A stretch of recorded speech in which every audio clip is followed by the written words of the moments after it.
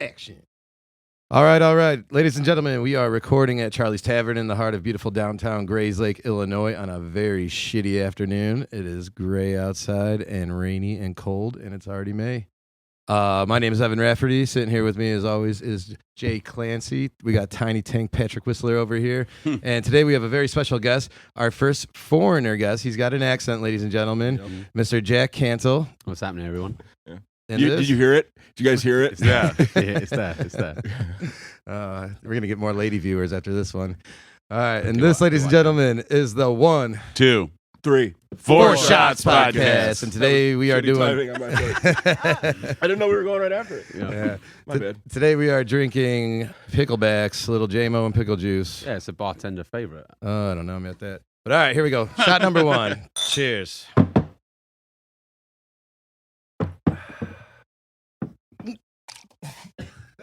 No, that's not how you're meant to do it. Yeah. You're meant to. Nope. It's supposed to go down. Yeah. Nope. I tried. I honestly have never taken one of those before. Yeah. You're shitting me. No, I love pickles, but I've never tried to drink the pickle juice before. That was my first one, and the J-Mo went down just fine, and not the juice. No, it's not. It was a visual joke what you just did there. That was awesome. I wasn't even playing. We can throw that back in the pickle jar. It's all good. I was going to say, how old are these pickles? No, they're actually pretty new. New pickles, man. Tastes good to me. Yeah. All right, boys. Welcome back to Charlie's Tavern. It's our second afternoon show we've done, and it is fucking horrible outside right now. Yeah. But Jack, let's just jump right into it, man. Let's tell people a little about yourself. You're obviously, I'm gonna guess, from like Poland or something. Close, really close. Yeah. The right side of the pond, I guess. Yeah. Gotcha. Is where I can give you points. Yeah. No, United Kingdom, England to represent properly. Like where in England? Like I grew up like 45 minutes southwest of London. Oh, okay. So like pretty much as far as we are from Chicago or Milwaukee right now. Cool. This is the Burbs.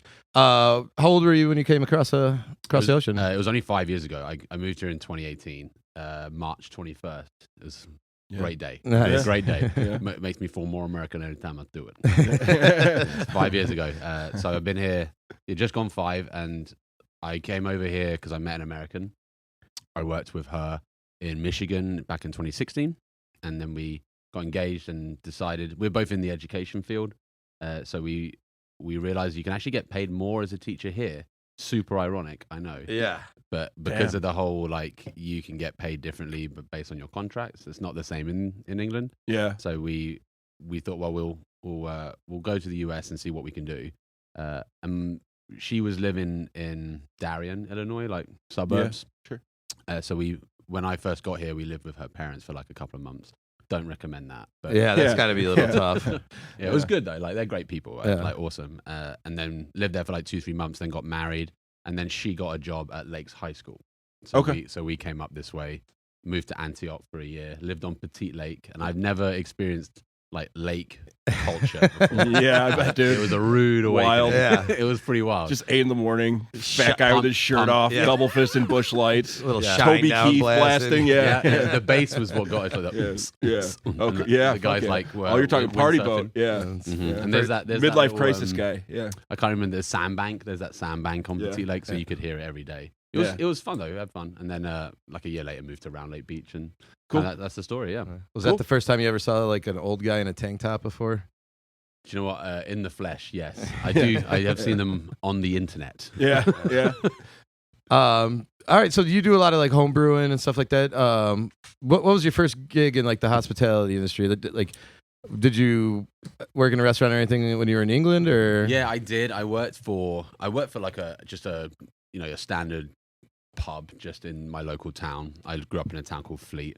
There's like a chain of pubs called Weatherspoons, which are like like super cheap, super happy, like old dudes smoking pipes, drinking flat ale, that kind of job. Yeah. Nice. So I worked there for like 6 months. I did like the Christmas shift, and that was pretty much all I did on that side of it. When I came here, I didn't really understand the difference in cultures when it comes to like hospitality. Like there's no tipping in the UK. Right. People get paid like an okay salary, and like you go out to the bar, you buy a pint, you pay for it, and then you walk away. Like that's the deal. So like I had to do a lot of adapting, and I kind of liked the culture. I liked hanging out at the bar and like you chatted to the bartenders here, and it was a social situation. I liked it a lot. Yeah. So my first like proper hospitality like job was at Light the Lamp just down the road. Yeah.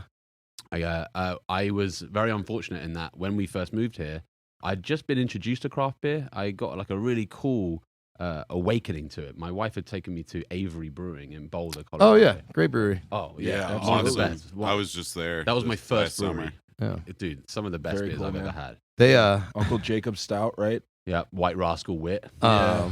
So good. so blew into the that mic, beer it's bar, No, that's fine, man. the beer bar I used to run out in Colorado, Tap and Handle, the one my buddy owns now. The old owner was really good friends with the brewers over there, and our like Christmas party or whatever, they had this like old trolley car that they would come pick you up in and like drive you down to like a hockey game for the Yeah, Avalanche or whatever. And so he did it like 2 years in a row, no problems. They come and pick us up on this one time. It's like -5. Yeah. It's like a trolley car. There's no fucking heat in Yeah, this right. thing. Yeah. We are just like bundled up in fucking every blanket we could have found in the place. Absolutely horrible, but good beer nonetheless. Yeah. Little Yeah. side note. But Yeah. okay, so when did you end up starting at Light the Lamp? 2019. It was like start of 2019. Oh yeah, so that was it. So when because I'd just been introduced to breweries and craft beer, I saw that Light the Lamp was like one of the only breweries here when I got here. So me and my wife were like, hey, let's go down, let's try it out. And it was in that interim where they bought the new location and they closed the old. So Yeah. we went down to check it out, and there was nothing there. It was just boarded windows, light the lamp along the top, closed, sure. nothing. So I was a little bit like, oh fuck, this isn't good. Maybe this isn't a good brewery. Yeah. And then a month later we went in, loved it. I thought it was really good, and I said to my wife, like, I would work there. I feel like I want to be in this kind of industry, this like specifically like the brewery beer world as well. Yeah. Like, it seemed fun. So I applied, and I actually applied to Only Child. There's a throwback right there. I applied to yeah. Only Child when Charlotte was working there, and she recommended that Light the Lamp were like applying. I should apply there, and then got the job like a month later, and then worked there for like 9 months. Nice. Months and up until August, and then I landed my first teaching gig. And so I kind of like, when August hit and the year started at school, kind of just parted ways. Yeah. So Sure. that was the first kind of gig. And so after Light the Lamp and everything, did you take like time off between going to the next spot? Yeah. So I did my first year of school. I decided I wanted to focus on that. Got through my first year. I was teaching kindergarten over in Fox Lake. That was a journey. That was a real journey. I did that for like 9 months or so, and then COVID hit. So like year was cancelled, so what I did then was I started to transition out of that school and tried to find a new role. And then my friend Josh Grubbs started Black Lung, and he was kind of growing in his business and was going to open up a tap room in Round Lake Beach, where I just moved to. And so I was like, well, hey, I'll be there for you, man. Let's make that happen. So yeah, started at Round Lake, Black Lung in Round Lake Beach like a year later. Nice. Yeah. Nice. And then it's been a real journey since then, dude. Yeah, and like backtrack like a year. My wife got me the classic intro to brewing 1 gallon kit. That you can get from like Brew and Grow or Perfect Brewing Supply, all these like cool places. Tried it out. The beer tasted like Band-Aid water. Fucking gross. It was so bad. And then just kept doing it, trying hard, and then kind of got good at it, and then tried to improve my knowledge by talking to Dan Ray at Light the Lamp and Jason Martins at Mickey Finn's, and kind of connected with some people, spoke to Josh a lot and learned a lot, and started brewing and getting good results. And it kind of allowed me to kind of just find a new role in the brewing world. Like I was starting to get like potential assistant brewership roles. And then 2 chaps who were working at Lakes High School with my wife in the science department were kind of doing the same thing and had like a brand and were like competing with their beers, and it's called Ninth Hour Brewing. And they asked me if I wanted to kind of come on board as like a cellarman, assistant brewer, all hands on deck kind of guy. Yeah. Right. And kind of just went from there. Oh, I didn't know that. Like that, because I just heard about that like maybe 2 months ago, that there was, because you guys were brewing out of Black Lung, right? No, so we brew out of Harbor. Out of Harbor. Okay. Yeah. We're an alt prop. So we We use their brew house. We have our own equipment on the side. So basically, we pay like a little rental for electricity, water, use the brew house, and then everything's on us from that point. Yeah. Yeah, we've been operating now for a year. Basically, since Harbour opened up that location in Lake Villa. Yeah. That's where we've been. And you guys are in a bunch of different restaurants now, right? You guys are expanding We just pretty quickly. It's kind of crazy that I think we're in 22 bars across Lake County. We just got a contract with Six Flags. nice. Oh, nice. We're in 4 of their locations now, That's pretty alongside cool. Harbour actually, which is pretty cool. Yeah, We got. I know we just went through your. I think we had your weed on tap like all That's last my beer, week. bro. That's my beer. Oh, nice. Yeah. yeah. It went pretty fast. We went through 2 kegs in about a week. So Oh, awesome. I hear the wheat over there is pretty good as well. yeah, we are actually out of it right now too, though. Damn. So yeah, it's been a whirlwind. Yeah, like you say, like it's been the moment we kind of opened our doors and were brewing, and had Harbour gave us like 6 taps on their 16 tapper, and kind of developed a brand and people and some kind of identity, and people kind of recognize that now. And I've been given like the really cool opportunity to create some of the beers. Like I think like the last 6 or 7 beers have been my recipes and Cool. had some sort of hand in it in some way. It's been great having like such positive feedback, and knowing people keep wanting to buy a beer is like winner, you know. Well, then Jay was telling me like you won a couple of awards for like home brews and stuff like that. Yeah. Go ahead and spit them out. Let's hear the dude. credentials. Not to light my own ass on fire, but like it's been a crazy year. I've always kind of just homebrewed, never thought much of it. Enjoyed just drinking my beer and getting feedback. And then I'm really not one to do like New Year's resolutions. I think it's a little lame in my opinion, but you know, each their own. Yeah. This year I was like, fuck it, I'm gonna like compete like on the high level. And there's all these like Facebook groups and you know all these like threads online and forums of all these people who are like high end competitive brewers. They like track all the competitions across the nation. There's like the master homebrewing program. There's all these different outlets for it. Beer nerds, as we like to call them. Absolutely, yeah, absolutely beer nerds. So I decided, well, I'm going to try and compete in the Midwest circuit. There's like 12 competitions in the year. I'll enter as many beers as I can put in it, and I'll just see how I go. And yeah, it's worked out pretty well. I've done okay. I won 2 best of shows with a cider I made. I'm about to tell you some awards I got, and none of them are for beer. That's the deep irony here. I got 2 best of shows. I got a gold in each category for some ciders. I entered like 4 other beers, and they all like scored really high, but came to nothing, unfortunately. Yeah. So yeah, it's going well. I got a couple of results coming out this weekend, and then the weekend after that, there's the Charlie Orr, which is like one of the longest running homebrew competitions in the Midwest, and it's based in Chicago. So yeah, it's still ongoing. You know, like I'm not going to count any chickens, but things are going pretty well so far. Nice. That's awesome. Yeah. So I want to bring up a little something. I believe, Patrick, you've got a story to tell about the first time you met this young man over here. Oh yeah. Let's go. I didn't know this guy, but I knew he was with Black Lung, and Where were you guys? we were at the Great Taste. Yeah, Madison. Yeah, in this hotel. you were with Jason. I was with Josh. Yeah, we were in the same hotel. and we were going down the elevator for some reason. I decided to give him a titty twister. Didn't know the guy. Never. Did you even say hi to him yet, or not? Like, I mean, no, we had been hanging out all night, but I just basically gave a stranger a titty twister because I'm cool like that. I was gonna say, that's assault, brother. I felt like I was part of the group. You know? I was like, maybe this is a rite of passage. That's how he makes friends, man. We also went and did a pylon of Josh. We weren't satisfied he had been out partying enough, so we just like opened his hotel room door and like we all ran inside and like 10 guys just jumped on him in bed. He was like, "Yeah, I'm going to bed." We're like, nothing no, he's sir. not used to though. That's the average Saturday. Yeah. Difference was we were clothed, but Yeah. We go down Black Lung. You see that every Saturday night. Yeah. Oh shit.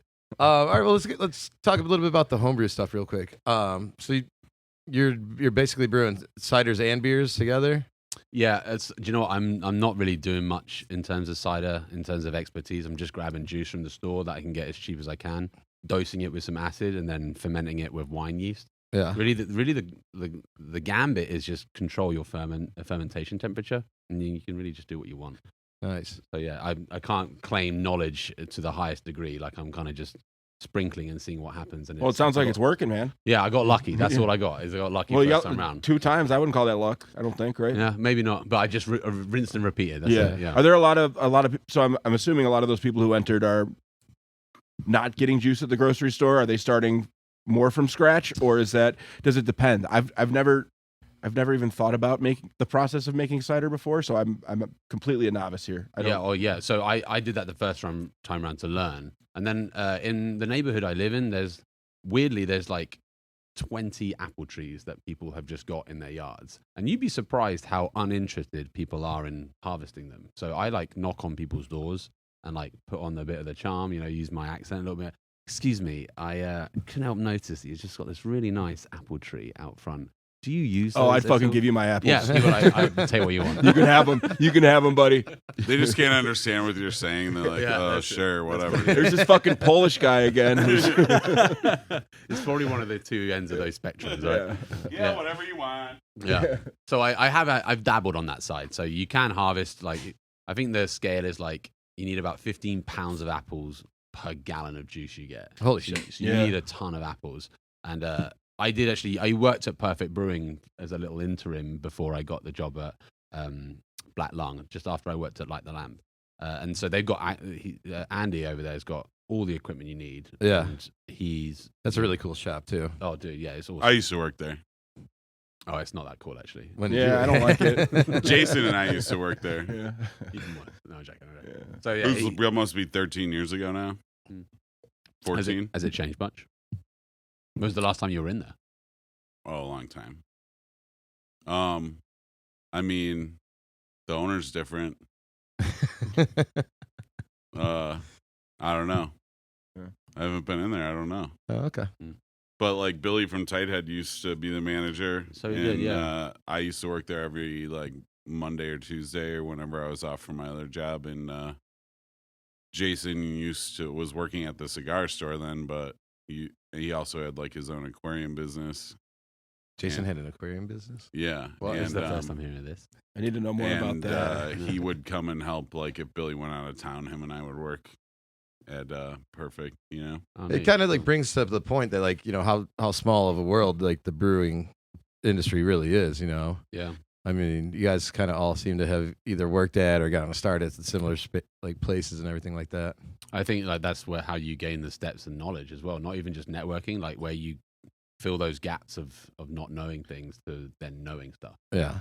So like, do you feel like I always think it's silly like with food and drinks when there's competitions in it, because I feel like it's more of like an art. Like you don't have to like this one. Like this one that everyone says sucks, you can like, like there's nothing can be better. It's up to the individual person. Mm-hmm. Do you feel like there is like a competitiveness between different like breweries around town or around the county or anything like that? I think to a degree there is. It's what's nice about this world is generally people are very supportive of each other, and they recognize that you're not really stealing a customer, like you're sharing a customer. Like if someone likes craft beer, they'll come to your brewery, right? And they might like it, and then they'll go to someone else's brewery. But it's not like you can win that customer. So I mean, there is that mindset, which is always nice as like a backdrop. But I suppose there's always the mindset of like, well, that's a loss of revenue, so maybe I don't want to like. I guess there is some competition in it. Yeah, I don't think a friendly competition. Well, I mean, healthy competition is good for business no matter what. But I mean, like everybody kind of knows. Like, I'm not going to drop names or anything. Like, there are those certain breweries that like, think they're better than everybody else because they got something that got hot or whatever.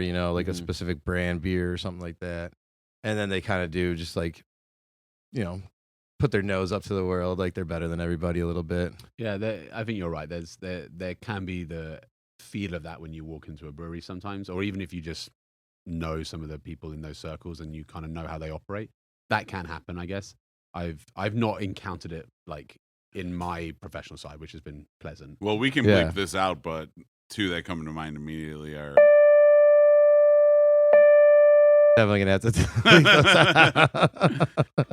but they're real fart sniffers about their shit getting popular. I feel like, I mean, they just like the things they ask people to do to get their fucking beers. I also has become so insane. It's just like, well, buy this lottery ticket, and if you're lucky, we'll let you buy two of these fucking bottles for $100 plus a free glass. And while we're doing this, and we're gonna cut it anyway. Fucking, okay. Well, maybe we you don't have. We're gonna cut some. We can still, we definitely have to leave those names out.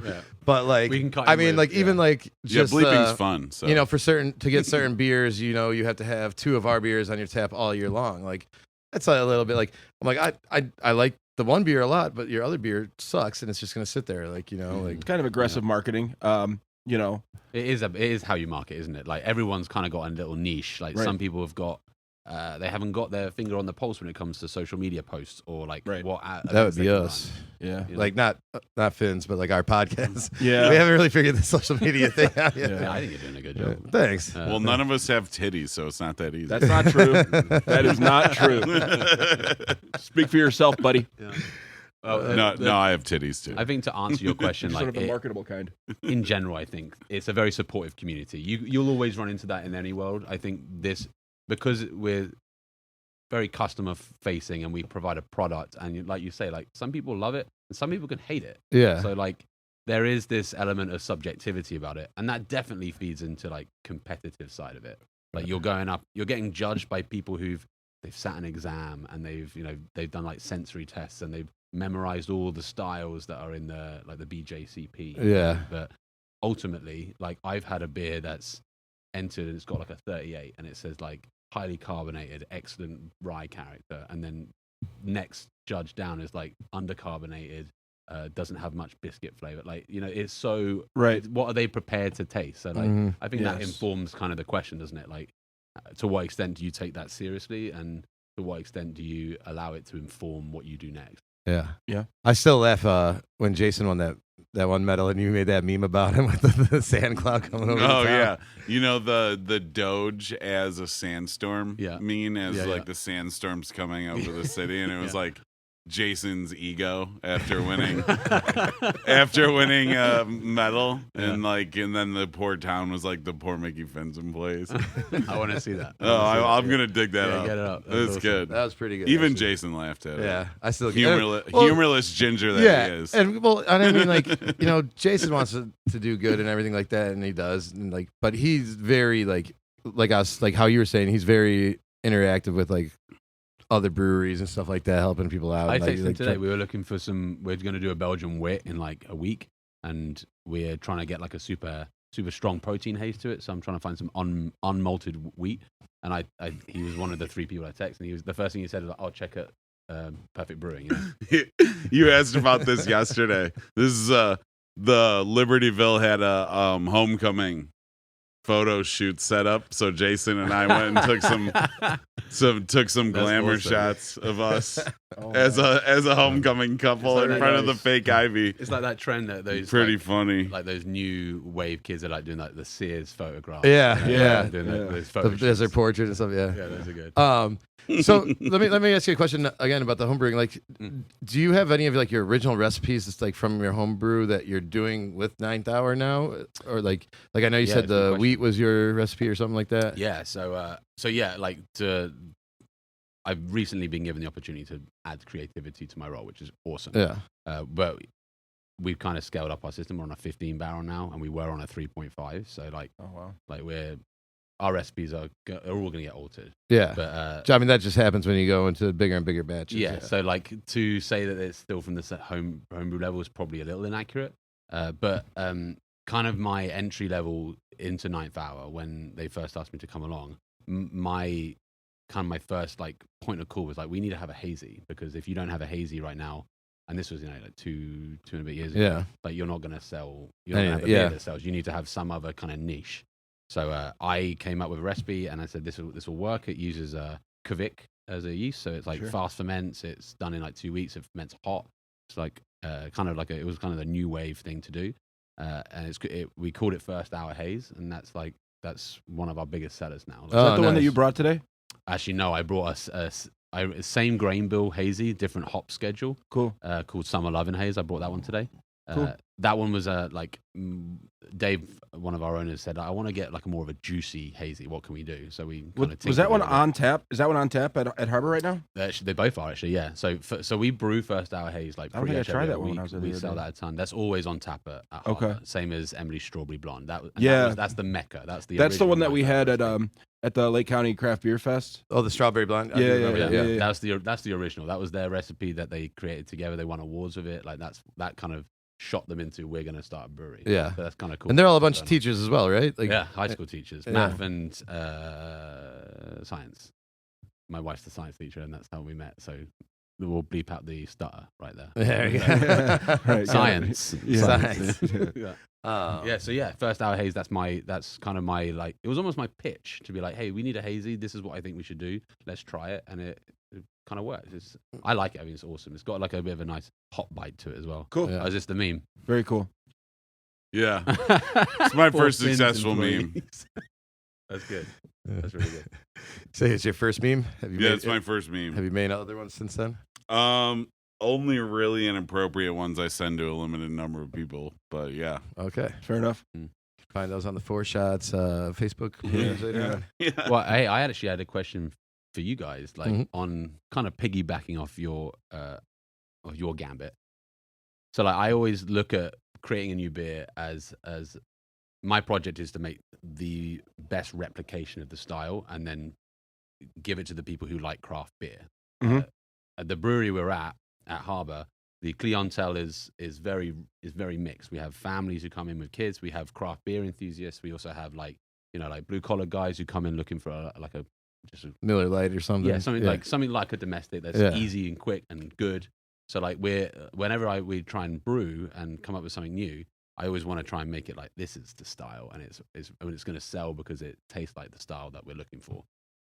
But as a consumer of beer, I'm thinking like how I would drink a beer, or when I go into a brewery, I always look for like really esoteric beers. Like, hey, have they got a rye IPA? I'll try that out. Or they got like an American brown with maple syrup? I'll try that. A fucking Yeah. Baltic porter. Every time I see a Baltic Love 'em, porter, love 'em. I'm getting that shit. Yeah. I'm Like- getting a and small pour of it probably. And to you start, never 'cause it's really usually- see it like anywhere. Yeah. Uh, because then they're not Buffalo easy to make. Creek They does take one ages. pretty frequently, I believe. That's pretty good. Okay. Really good, actually. I think I had it in July, and I was sitting outside, so I was like, "This was fucking stupid," but like I had to. You know what I mean? You see it, and you're like, "You got to do it." Yeah. But yeah, they're not a ton of breweries around here make them. Well, they're hard to do. I mean, they're Yeah. super alcoholic. Because and it's you a them. lager, yeah. You lager them for like 5 months for it to be anywhere near good. Right. High alcohol lagers is the hardest thing to make, period, in my opinion. Yeah, agreed. Absolutely. You need like just absolute tons of yeast and like just a perfect like super fermentable mash, and like everything has to be. You got to align the I have stars. bad luck with them, to be perfectly honest. It's the only beer, like Doppelbock is the only beer I really. Oh my god, I'm brewing one of those tomorrow. I Nice. usually pitch like a Doppelbock on the cake from a. Yeah, you got to. My Hellas. calculator said I need like 5 starter packs just to get Yeah. it out, you know. But $100 worth of yeast. So my question, like, that's my mindset when I walk into a brewery or a bar or somewhere that makes or stores craft beer. Like, I probably know that that's not the norm. Like, that's not what most craft beer enthusiasts or even just like, people in the industry think about when they go in. If I said to you, like, well, what is it that the layman thinks of when they go into like a brewery? Like, A lot of people like Hefeweizens. A lot more people than you would think. People ask about them all the time. I know a couple people personally who come into Light the Lamp, or I see them elsewhere. That's if they're going to drink craft beer, that's their you go-to. got a Heffy kind of thing. Yeah, which that surprised me. But I guess when you think about it, it's a pretty accessible flavor profile. Mm-hmm. It's smooth. It's easy to drink, almost like a banana peel or clove, depending. No. Those are underrepresented, I think. They're harder to make than you would think because yeah. they require a super high level of perfection, Yeah. and they're just. Do you agree? Yeah, I mean, like, there's so many different complexities to it. Like, now that we got like highly modified malt, we don't really need to mess around doing different stepped mash temperatures. Like, we can just hit it 1 temp and then just go for it. Yeah. But like, we at Ninth Hour don't brew a Heffy because we believe that even with highly modified grains, we should be hitting 4 different temperature steps, which can be like a 12-hour brew day. So Yeah. you're not wrong, and like they're pretty complex if you want to get the roundest of flavors, the most complex flavor. Harbor does have one, correct? They do, yeah, Yeah. and that's one of their biggest sellers too. So that doesn't surprise me that that's what you said. Yeah. Because hazy IPAs are obviously, anytime you put one of those Those on, are still that's just going. going to sell. Yeah. And I think it's almost become like a trope, or like at this point, somebody who only drinks hazy IPAs, you have to have the self-awareness right now that you're kind of a douchebag. I don't right? know. Like, No, if because that's all you're gonna try, if that's all you're gonna drink, Right, and you're not yeah. gonna branch out at all. I mean, you're right. some of it's them are just indicative, fucking isn't really it? good though. Like That's I mean, true. No, and I agree. I love hazies. And I had a Yeah. phase where I brought was one today. drinking all hazies, but I think I burnt my palate out, and then I just discovered how much more there is. yeah. How many I mean, different I styles? would say I right see an now. amber ale. I'm definitely trying that. burnt out on them. Like I just got to the point where like I had FOMO about missing out, and there On was the like next this big golden age, and like between triple phase dry Top hop. three, newest, freshest. between Yeah. phase 3 and Hop Butcher and more, and then all the other out of state ones, it became like Yeah, just more beer Energy than a City. sane person can Energy buy. City. Yeah, East Yeah. Coast, man. All the Oh, East Coast, trading in the mail and and then Did one that. day they just all but Tired Hands. Oh, that- all yeah. tasted the same to Treehouse, me. Trillium. Yeah. Yeah. Yeah. I think that's because I think we're like 2 or 3 years down the line since the hazy exploded. Like Yeah. in our They face. just the hop like they've proven in the long term you can like long term fatigue your palate to like hoppiness and It's bitterness hop and burn, like right? I've heard people I call it that. definitely fucked mine up with hazy IPA the past. I did the same 6 thing with years. bourbon barrel stouts when I first started getting into craft Yeah. beer. yeah. I was like, these are awesome, and then I, obviously gained a shit ton of weight and Yeah. just was like, I all got a the ton time. in my fridge that I probably will have like one a year. Yeah. because they're just so hard hitting. And you got to share them. But at the time when I first started drinking craft beer, I didn't have friends who were drinking craft beer. It was, I was like 21, 22. It was like Coors Light, Bud Light, or Miller Light, or like so Mhm. go to a party and bring a bunch of bourbon barrel stouts. You end up drinking them by yourself and blacking out, Man, making an ass out of yourself. I told you about the first time I had No problem. VCS. I fucking drank like 14 of them or something. Because I just asked for a stout, and Yeah. that's what they were They giving just- to me. they gave you a Yeah, and they're not telling me it was like 15%. And I'm like, They saw you coming then, I guess. that was my sister actually. Oh, There you go. But yeah, I stood up to leave, and I was just like, LOL. holy shit. Yeah. Like, Yeah. well then, for people in the industry, then, so like, I feel like I'm always like looking at certain. I things think- that serve as I a think beer. right now, like the because we're kind of talking about how it goes in waves and stuff like that. Like 8, 9, 10 years ago, it was kind of the stouts. The big barrel stouts. Everyone was doing that, putting them in rum barrels. We're putting them in this barrel, putting them Dosing in with wine peanut butter, or- wine yeah. barrels. Yeah, the pumpkins, the rumpkins, Yeah. like shit like that. You didn't say Blumpkins. No, Yeah, you well, should there say is a something. Blumpkin out there too. Yeah. it's a brown pumpkin ale, Oh, Asian rum barrel. That's funny. But And like, don't get me wrong, if I see, but one of like those, Rumpkin I'll and try it Yeah. for sure. Yeah. But I'm not gonna be like Not I'm a getting pint. 4-pack of that. Yeah, right. like those rumpkins and pumpkins, those were Avery like old school ones back in the day. Oh yeah. Yeah. When they would do Avery- those small Southern bottles. Tier used to do a couple of That's a like great the brewery, too. Pump King and then Yeah. Warlock too. Warlock, yeah, is the that's right. stout, the pumpkin stout. But like, That's one of the only pumpkin beers that I will drink once a year Yeah. when You it should comes try around. 9,000. It's very good. and then like Will before do. that, Is it and it's seasonal? I assume it'll Yeah. come out in Yeah. September. Yeah, we October. try and get it ready in August, like to release. That makes start of sense. September, yeah. I'll 100%. I'll try that. and then you go back even further, like before those like stouts, then it was like those big double IPAs that everyone was trying to make and stuff like that. The DDH Yeah. dippers, yeah. Like that was huge. And now, like, I don't know, like right now, because I mean, I'll be honest. I usually, if I'm out at a bar, I drink JMO and I drink a Coors Light to wash it down, So I don't know. I kind of like, it seems like everyone's trying to do the like lagers and stuff now, like, different lagers, Seems to be Hellas's, stuff like that. And I think that breweries are they're always trying to get ahead. Yeah. Or get like, what's the new thing? Yeah. Like, how can we be edgy and like maybe start a craze, And I think like last year I felt like black IPAs like came back for like a little renaissance. I love Yeah. that shit. Yeah. Right? Yeah. Like, and I hadn't had one in like 3 years, and then it Yeah. came. I was like, yeah. I'll have a Remember the black cold IPA thing? What was that the year before last? That's Kind of the end of the year. that's around. That's still. kind of, Yeah, that's like kind of last year to floating now. around. Those are fantastic. Actually, the man. cold Yeah. IPA that Black Lung just did was pretty. See, and I like those a lot because it is kind of just like It's a just hopped like up lager. Like, It's you like know. a super duper smooth IPA. The Mickey Finn's one that just They collab with that Light the just Lamp, quit right? was really Yeah, good. the hop excursion. Oh yeah, That it really was good. That was really good. Yeah, it was called something else, like because we collabed it, and then Jason like did something else on his own, like kind of with the same but different or something. I don't know. Yeah, the Yeah, collab I was, think he's rotating through different hops and stuff. Yeah, but it's basically like the same, like that cold, IPA. But yeah. Yeah. All right, so let's we'll end this segment right now. This is the end of segment 1 of the 4 Shots podcast. Again, we are here with Jack Cantle. Nicely done. Yeah, got it. And thank you very much for coming on with us, obviously. Having a pretty interesting conversation, a lot smarter conversation than most of our episodes, you know? Hell yeah. Yeah, fuck you, everybody else who has There taken time we out of your day to go. come on our show. There we go. Oh, speaking of which, I heard something like if you swear in the first 5 minutes of your video, YouTube's not going to put that shit out like to other people or some shit. Yeah, I Well, think that's true. Like I see a Really? lot of, yeah, I think they always bleep it out, and then after like a certain time, they just stop doing it. Oh, they just bleep it out? Yeah, as in YouTube won't, but the editors will. Oh, okay. And then because after, like you said, like there's a certain time where YouTube doesn't really care. No one's I gonna be- think if it's already marked adult content, it doesn't change anything. Oh, okay. You know what Oh, I'm good. saying? It might, you know. Which again, this is meant for adults. Don't listen to this Yeah, for we your don't- kids. Yeah. All right, so that's the end of segment 1. Time for shot number 2. Cheers. Don't Yep. choke on the pickle juice. This time. I'm not doing the pickle juice this Yeah. time. That was disgusting.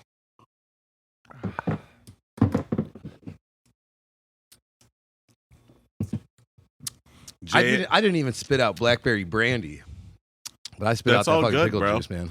Jay and I were saying we should try kraut back, Sauerkraut back, man. sauerkraut juice back. Do you have some of your sauerkraut here? no. But Not today. I'm okay on that. Yeah. you can buy cans of fucking love sauerkraut juice. I could eat just sauerkraut. It's disgusting, and I should stop telling people that, but I could eat a can of sauerkraut. Oh, it's I love totally it, yeah. good. Yeah. Maybe some It's mustard. like it's guilt free. Yeah. I mean, I'm pretty sure it's like negative calories. It's good Dude, for when you. you- It's good you- for your liver. He made me a batch and brought me a jar, and I literally like over the next 4 days ate the entire like mason jar, and I would just take like turkey sandwich meat and then Wrap throw it on there, and then fucking a Piece little of toast, mustard, man. and Piece then of toast with some bam, mustard, done. yeah. For me, it's like a crave snack. I'll be really high and eat some cheese or a salami or something, and then just like pound like forkfuls of kraut. You know, Fuck yeah! So good. it's great for pooping. All right, I'm gonna go It's burn one great real for quick. pooping. Good shit, man. That was like a good conversation there.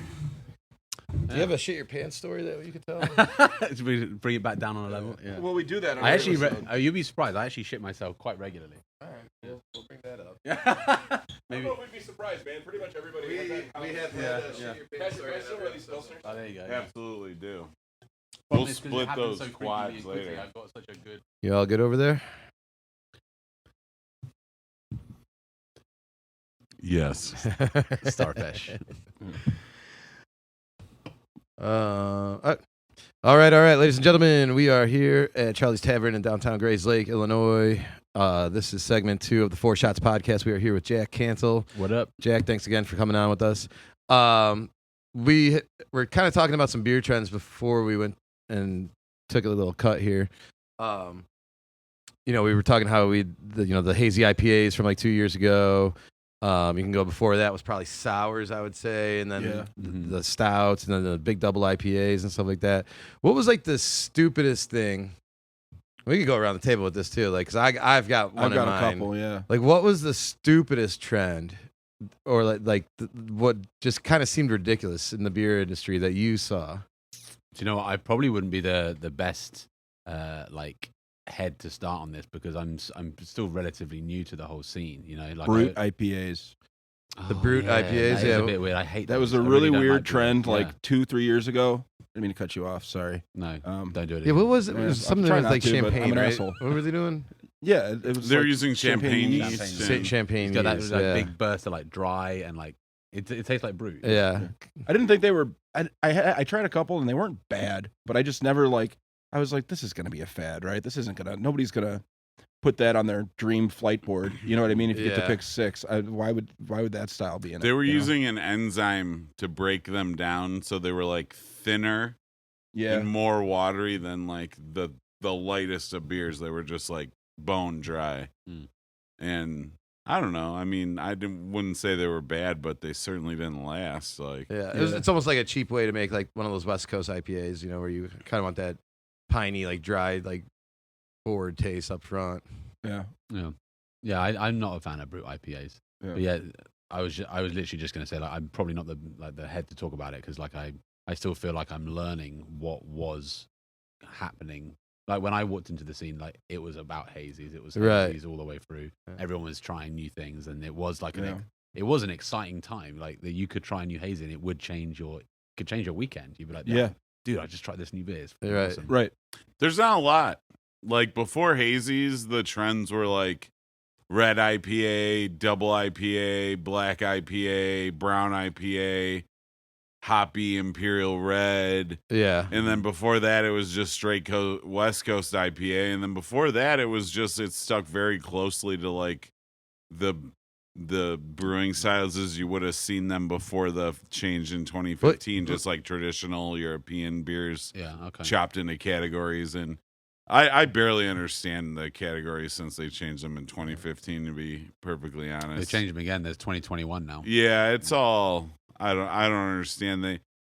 They just took the German beers and then they were like, well, we're just gonna do Czech beers instead. And I was like, well, they're kind of both. Well, do you know what? Czech Pilsner, actually, of all the things that I don't know necessarily about like the weirdest one or the one that didn't last very long, but I feel like the Czech Pils is the next one. That's going to be coming a full circle. Well, that's what I was saying earlier. Like with like the lagers are coming back. Like I love Czech Pilsners, and it kind of seems like everyone's trying to get to that. Where it's I was in Boulder and Denver 4 times last summer. That's in Colorado, and the Czech Pils, people are using crazy like old school, almost like saison level funky Czech yeasts and different open fermentations are huge, and like the very funky, very hoppy, very distinctive and sharp flavors. And lots of places are doing crazy things where like I went to a couple breweries, you could get like for $1 you get a beer that's basically like all still foam. Yeah. It's just like a shot of Czech Pilsner foam, like in a 12-ounce glass, and you just suck down the foam. Oh, like the slow pour thing? Or like well, the slow pour is part of the Colorado, lager brewing thing that's going on right now, but not quite like that. There was a place called Cohesion, and we went out to Cohesion Brewing, and they have the many-sided squat Czech Pils kind of. Oh, the mug. Stein thing. Yeah. And is it like the round one, like the UK ale one? It's like only 4 or 5 inches tall, but lots of flat sides and squat and wide. And they keep them all in giant water baths. So in front of the bar, all the glasses are just sitting there, and they're like using a recirculating chilling system to keep all of the glasses at the exact same temperature the beer comes out of the tap. That's pretty cool. Which I'm not even sure if that matters that much, but it's a great gimmick. And like, it's a cool gimmick. Yeah. You come up to the bar and it's like 2 lines, and they're just constantly pouring and pouring, and it's in an industrial park like lots of breweries, but there was one in Boulder we went to that had like super over the top gimmicky types of pours and different glasses and stuff. And yeah, the Czech Pils is exactly what's happening all over Colorado, like crazy. Let me give you, because I actually have 2 examples of trends that I hope never come back. Okay. And the first one, the spicy stouts. Remember that? Man, yeah. It was like that spicy chocolate stout. Like people putting habaneros in them and shit. Yeah, there's a bunch of different stuff in that vein that I didn't mind, but it's the same problem I have with stouts in general. Big stouts is I don't want a full pint of it usually, unless it's like I don't mind the short Mexican pour. chocolate, cinnamon spicy. No, not for me. I'm not a big fan of spicy beer. Yeah. Spicy in beer just doesn't really float with me. Yeah. Do you eat spicy otherwise? Well, yeah, I grew up with Indian spice. Like Indian food in the UK is top. It is top. We did a lot of imperialism, so we took a lot of that shit. My cousin lived in England for years, and he said basically like real English food's terrible and no one eats it, and Indian food is what English food is now. I disagree with the start, but the Indian food is peak. So, but when I moved here, the Mexican food and like that kind of heat, dude, that burnt my mouth immediately. Yeah. I can do do like the hottest Indian food possible, no problem. But I think in a beer, bad news. Yeah. I judge every place in America I go by the hot Mexican sauce food. No, by their Mexican food. The hot sauce. Like I think Chicago has better Mexican food than the entire West Coast and Colorado. Dude, Colorado, it drove me crazy because they do the smothered burrito and everything. I'm like, I just want a greasy fucking burrito. Yeah. And it's like, no, we put like green chili on it, but the green chili's white. Like it's fucking. So you go out there and no one has al pastor. No. Everyone's got green chili, which the Mexican places don't have here, but they don't have al pastor. And to me, the al pastor is like you go to a bar and you order a cheeseburger to see what their food's like, okay? But you go to a Mexican place, you order al pastor. That's like the benchmark for me. Like that's the first thing I order is an al pastor taco. Absolutely. And Colorado just doesn't have it. It's Colorado's and That's your go-to is an El Pastor. Like I'll always get the Absolutely. burrito. I judge you by a burrito. Interesting. Oh, mine's quesadilla. I do love a quesadilla. well, see, tacos I'll get like 7 and get like like one of every 2 single one. steak, 2 pork, 2 El Pastor, 2 chicken. You know what I mean? You know what else I do when I go to like get tacos is I'll do like a fish taco. Yeah. Just to see like if you have a good fish taco, like then I'm like Then you're That's right- you're right impressive about it. because Yeah. they're They're usually pretty good. not great. Sure, Exactly. I will concur that like the Midwest food, like this, the food scene here is pretty peak. Like having moved to the suburbs where every single place you go will be top and the competition is high.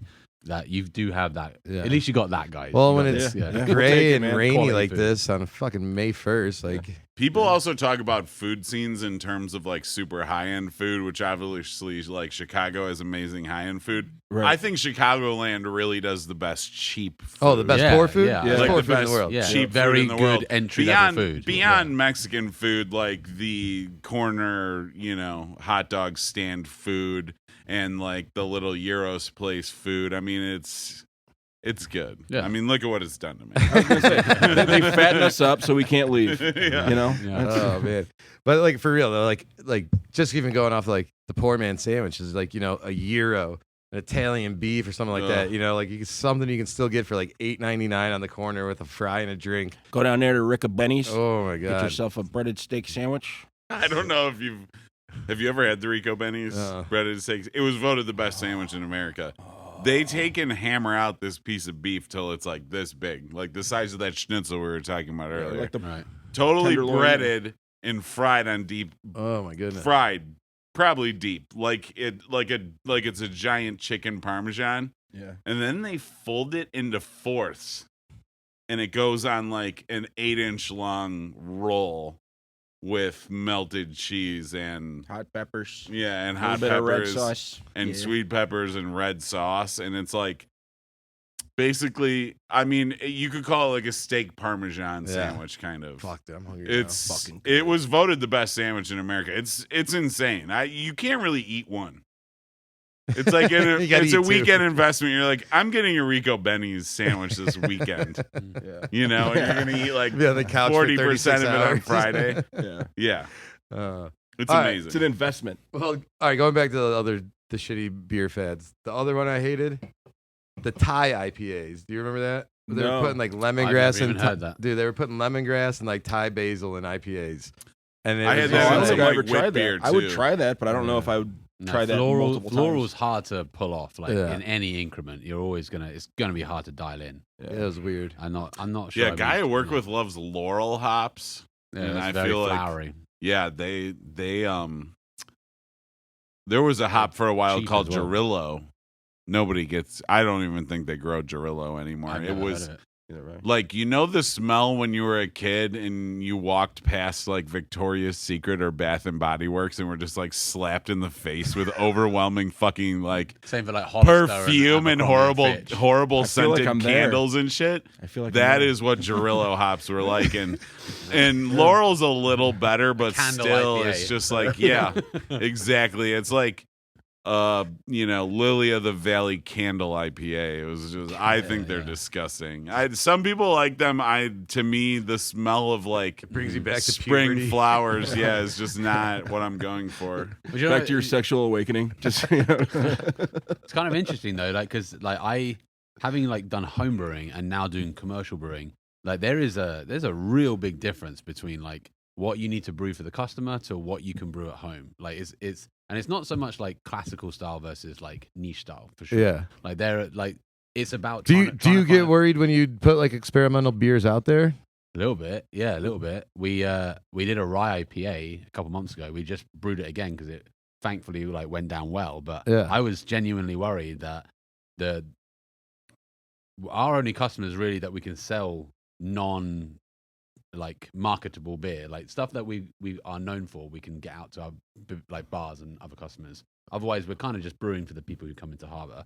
And I didn't really know how a rye IPA would go down. And I suggested it last summer. We were out on one of our owners' boats, like out on Fox Lake, little bit, feeling good, a little bit burnt. And I went, why don't we just do like a rye IPA or like a Schwarzbier or something like that? Right. And both of them went like, yeah, let's do both. So we planned them out. We did the rye IPA, and it fortunately was very popular. But I was worried. Both those styles too are kind of those beers where like, if they're good, they're like really good. Mm-hmm. But if you're like average, you're kind of like and then you can miss the mark commercially. Like all it takes is like 5 out of 10 people to say, it was all right, and then you can't make that beer again, or you got to change the recipe and like rename it or rebrand it. Like there's so much more that goes into it. Like, but if I'm at home and I brew a Schwarzbier that I'm not particularly happy with, you can tweak it, and no one needs to know about it. I can just pour it away if I really want to. Yeah. It's really bad enough. Yeah, I throw a ton of beer away Mm-hmm. because you know what? I'm too fat to drink shitty beer just to get drunk. Yeah. You know? Yeah. That's Preach, brother, really preach. the crux of it is just like, if I was fucking 20, I'd be here drinking this dog that shit. was my first time brew. Hold my nose and drink it. It tasted like shit. Yeah, I drank it. now it's like, no. I've actually only brewed once, and it was with my buddy, and it tasted like straight like batteries. And do you know what? We tried to drink it. I feel like entry level homebrewing, they don't really teach you or take the care to like really make you understand that there's so many things that can go wrong, and you're probably going to do a bad job.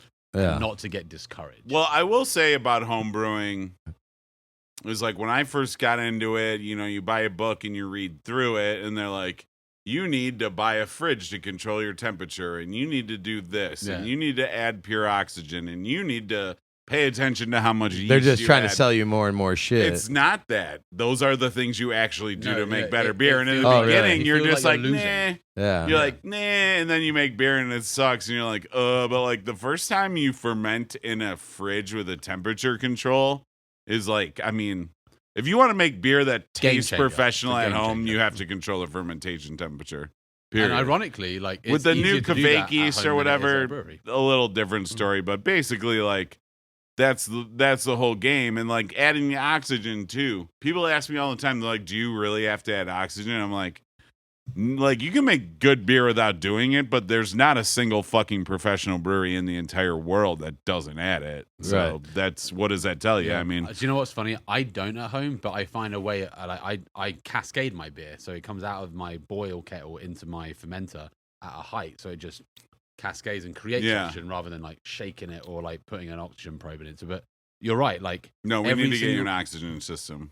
Yeah, I'm doing okay so far. So like, Come on. I'll keep going. Okay, but my point being, Mr. you're Awards absolutely over right. there. Like, that's the one For time I'm going to cider. boast. All right, Yeah, that's the one time I'm going to boast. No, you get to. Patrick's just trying to sell him a piece of equipment. Cider, That's the you don't need salesman in oxygen him. for cider. You don't need it. But you're totally right. Like when you first start out, it's so like intimidating, because really the only way to get to a point where you can happily brew a beer and know it's going to be good is investment, time, effort, and interest. And if you don't have interest to begin with, and you don't find some kind of thing to latch onto, I mean, you're not going to brew. What was like the first beer you made at home that you were like, oh, I kind of know what I'm doing here, I made an amber ale. It was from Northern Brewer. It was their amber ale. Just a starter kit? It was an extract kit, yeah. And I'd gone through 2.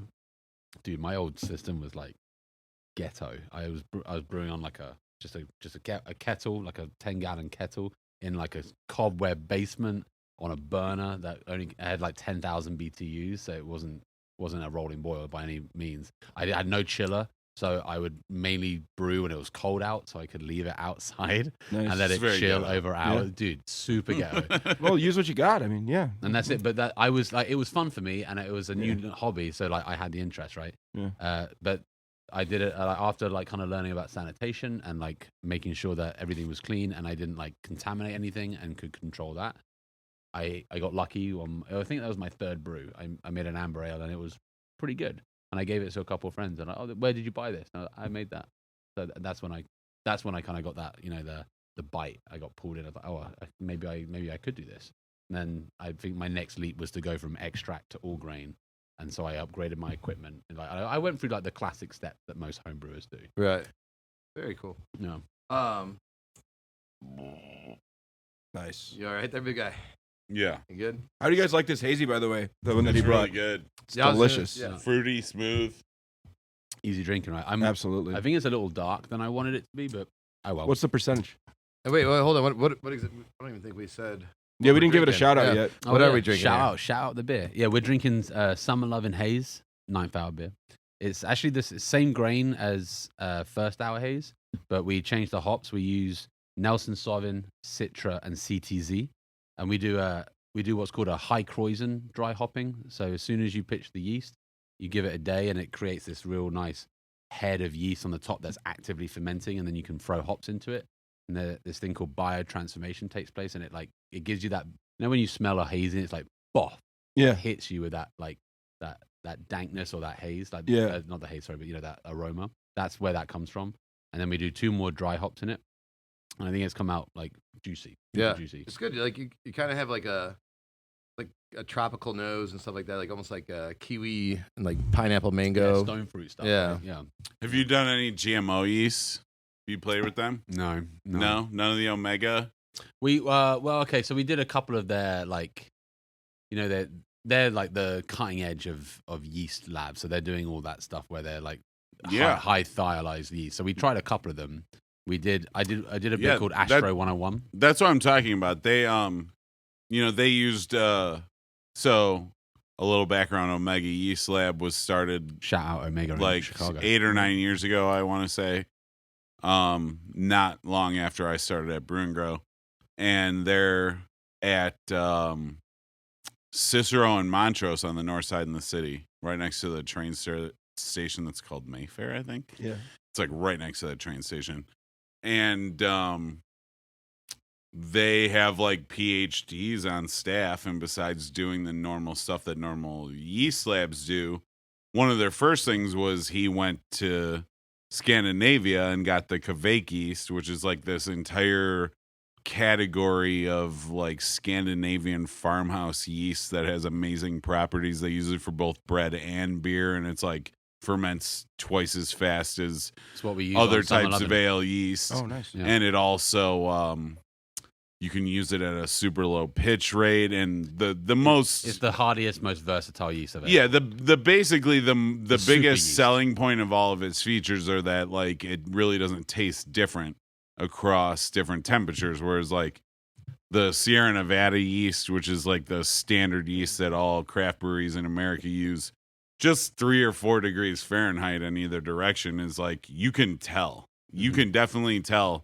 Loads of different off flavors are produced. the difference or, like, between 60, 65, and 70-degree Fahrenheit fermentation with that yeast is like you can absolutely tell the difference, and you really got to dial your fermentations into 1 or 2 degrees Fahrenheit for a consistent product. Mhm. Anyways, So after discovering this yeast and becoming the first ones to popularize it, and now it's very popular with lots of vendors and used all and over the homebrewers country as well. and the world. Like you say, people who can't control their firms, they can just ferment it hot and not worry about it. Yeah, you can just make beer at room temperature now, which is kind of contradictory to what I was saying earlier with the, getting the temperature control It's a whole new changes world, the whole brother. game, It's a but whole new world. it does still, but they also have like PhDs working there that are doing gene editing, and they're using the CRISPR, like the new CRISPR gene editing yeah, genome system. identification and sequencing. Yeah, And they took like the first thing they did was like take the fruity producing characteristics out of like a wine yeast or something and put it into the Boddington's yeast, Mhm. the London Ale 3 London everyone pub ale. was using for hazies. And then shortly after, they came out with like a fruitier version of the Sierra Nevada yeast. And then they came out with a super fruity version of the Modelo lager yeast. Mhm. And then finally, they released a second version of the Boddington's yeast, upgraded again with even more fruitiness producing genes in it. And they did some other crazy stuff, like they took the Hefeweizen yeast from Weihenstephaner or whatever, and like very well done. just very well done. He was practicing that one all This guy day. works at a place. That does all that. they took that yeast, and that yeast produces like spicy cinnamon and clove flavors and also banana flavors, and they like used the CRISPR editing to shut off the genes that make the spicy flavor, so it makes like pure banana flavor now. Nice. Yeah, it's And- cutting edge shit, man. Yeah, they do a really outrageous. amazing stuff. So, they have all these yeasts that are like 3 of those yeasts. It's like cheating and brewing. Kind of, Yeah. yeah. In a way, They- and it also gives brewers an They're like the opportunity berry- to be cutting edge. Yeah, they're the Barry Bonds of brewing. yeah, totally. Yeah, totally. They're actually Put 'em in the not Hall of for Fame. sale. They're not for sale in foreign markets. You can't buy them in Canada, All right. Europe. Well, let me piggyback up off of that topic and ask you a personal question here. You ever shit your pants or anything? You got a shit your pants story to share with us? Is that piggybacking or is that a non I sequitur? think that's a real like apply the handbrake on that one. Yeah, Shut the fuck up about yeast. Have you ever shit your pants? yeah. Speaking of yeast, I did ingest a lot of yeast at one time. We You know, I got to was- hit both spectrums of our listeners. Yeah, we do. Yeah. I do have one good story. I was at university when I went to the He actually actually has one. Yeah. Which one? University of Portsmouth, south coast of England. Shout out the Pompey. We Wait, that was like their nick. play their- out Pompey. Yeah, not Pompeii. Pompey. That's Oh, what I thought you yeah. meant I was Pompeii. like, No. what a weird tribute. Yeah. like you're you guys are just volcanoes out there. You're just a mascot. Is just a man burned to ash. It's super ironic as well. No, it's play out Pompey. Play out Pompey. Either way, yeah. So I went to the University of Pompey. Me and my flatmate, his name was Farmer. He was a big rugby dude, all about like hanging out, having a good time, drinking beer, and going out. And I wasn't much of a clubber back then. It wasn't until after I left university that I really kind of experimented with it. Let me ask you something. Like the clubs over there, are they like the clubs here, like where it's just like music? There are some of those, yeah, but there's less like girls gesticulating in the middle of the room. There's Okay. a lot more like intermingling with groups and like actual social environments rather than like dudes like standing up against the wall just staring at a girl girls. twerking. Yeah, that doesn't really happen. So, or at least maybe it didn't happen when I was at university. Maybe it's happening now, and I'm misinformed. But there you go. It was half off beers at a local club called the Hampshire Arms, which was a known gay club. And so we were like, okay, well, let's Why go. not? Yeah, why not? It's half off beers. I don't drink much, so it's a super cheap night. And this was before, like, I was drinking like Foster's, Carling, Carlsberg, like anything that was European and lagering, no problem. Oh, we had a Carlsberg episode. You should Yeah, listen to it. I love hate- Carlsberg. You do? I hate Yeah. Carlsberg. Really? Oh man, Yeah. I had that in like 10 Only be- years. Well, that's the irony. Like, you pay like $7 for a Stella Artois here. Like, I pay like £2 for that. Yeah. It's like- Stella- How many People always dollars say is that? Like Stella's like the Bud Light of like Europe, right? yeah. It's super cheap, super easy. Yeah, it's a weird world. But there you go. Well, it's $9 at the Blackhawks game. Fuck. 9? I guarantee it's more than that. Well, I haven't been in 5 years, but yeah, you're probably right. Well, long story short, we went out to this club, and like I said, not much of a club goer. We're out in, it's still a gay club. It's just half off drinks. So I'm a lot thinner back then. I would say a lot more attractive, but I'm I giving mean, my- with give- that accent. yeah, but everyone else. Oh, Yes, there, yeah, yeah. They don't call it an accent there. That's just how people talk. I sounded like common shit, to be honest. Like there wasn't an accent so much as like, where the fuck are you from? Yeah. Night goes on, we're like, drinking and getting pictures, and I only have 2 more memories after drinking my second drink from the picture. Was I remember being out in the smoking area, and I used to smoke back then, having a cigarette and talking with my guy Farmer, and he's like, oh, I'm gonna go inside, like I'll see you in there, and then a gentleman approaches me and says, hey, what's your name? Can I buy you a drink? And I was like, oh, that's very, I appreciate that, thank you. I'm not gay. I'm just here for a good time. And he goes, honey, I get it. It's okay. I went, no, okay, yeah, no. And I'm still, I'm pretty drifty at this point. And he goes, no, yeah, I get it. Don't worry. It's okay. And he just shoves his hand right down into my pants.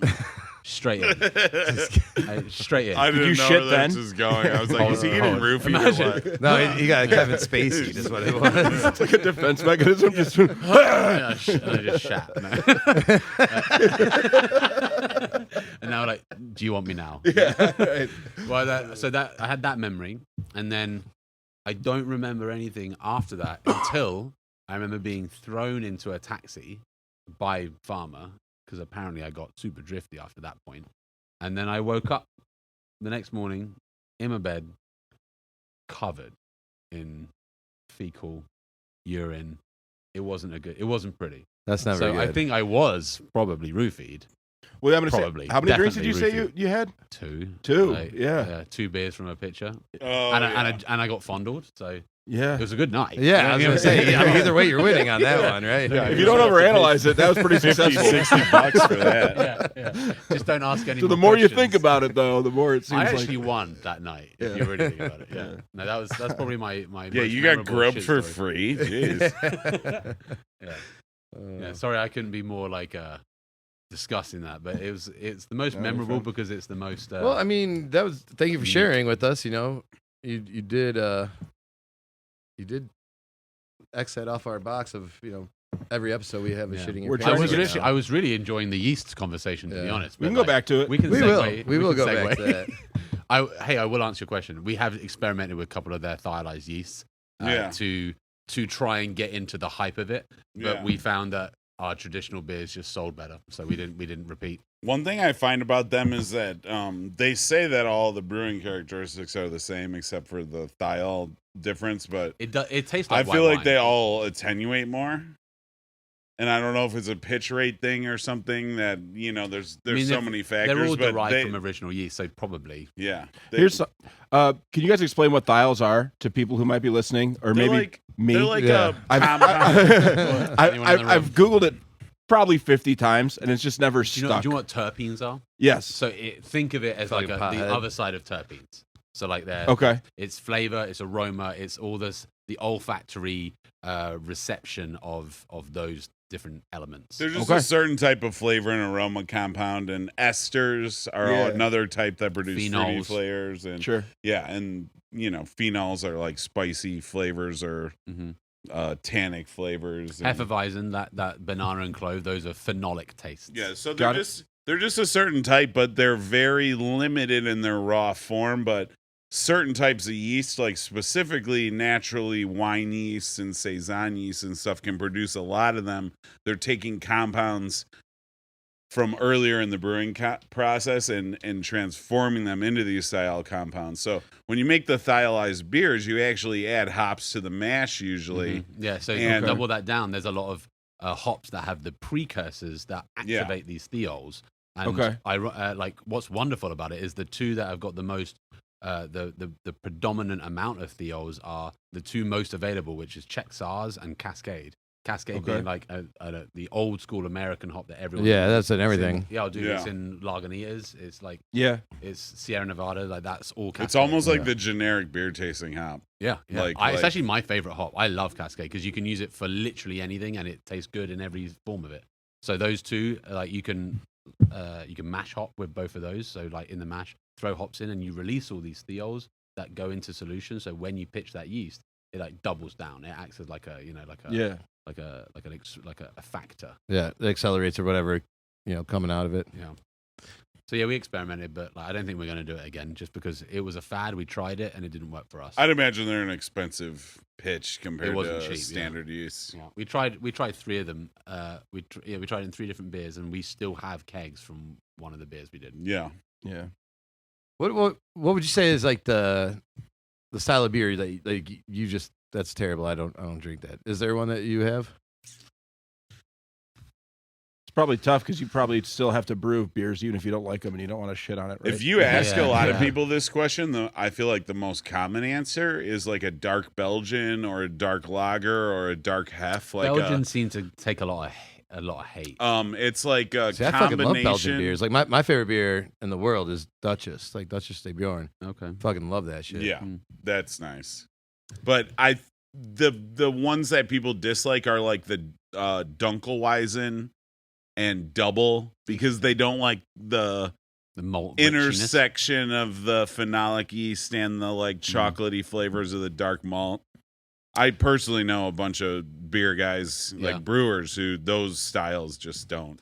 Interesting. They never mess with those. I don't have a particular style I really It's hard to am talk about prejudiced averages. against though. at all. Yeah. It's hard to talk about averages because, like, I feel like, like we mentioned earlier, like this is such a subjective world, and everyone's Right. got their own favorite, and as well as like the ability to want to try everything. Personally, I'll try everything and see where see what I like. I think the one that really sticks out in my head that I've not found one, and I've tried so many, are kettle sours. Kettle sours, yeah. Oh, I yeah. just can't And find any those love are for 'em. pretty like popular, like sours in general. Like Yeah. over the summer, you're gonna sell a lot of them. Like All the time. the ladies seem to love them too. We make a Berliner Weiss a POG Berliner Weiss.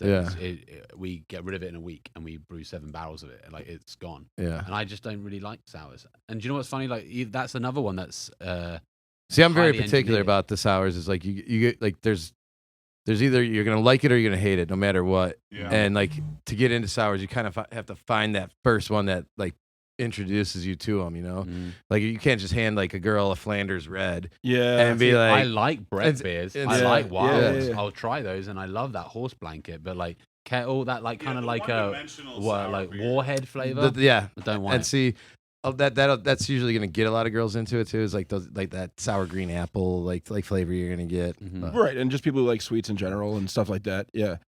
If I'm doing a sour like that, I can do a short pour to try it, and I'd love to try it. And like, But yeah, I don't that flavor's want. great. I don't want a pint. Yeah, any more than like 3-4 ounces, I'm done. Yeah. Let me ask you another question real quick before we end this segment.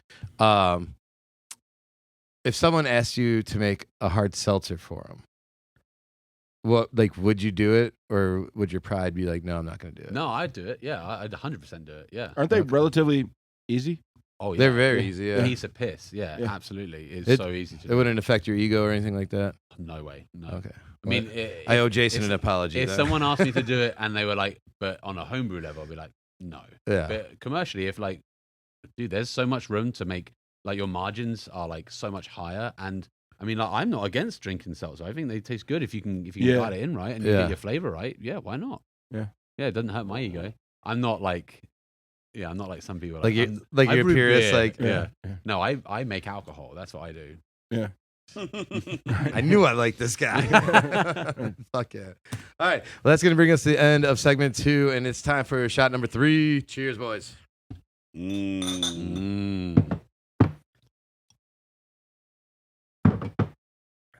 Oh, I went too hard with the water.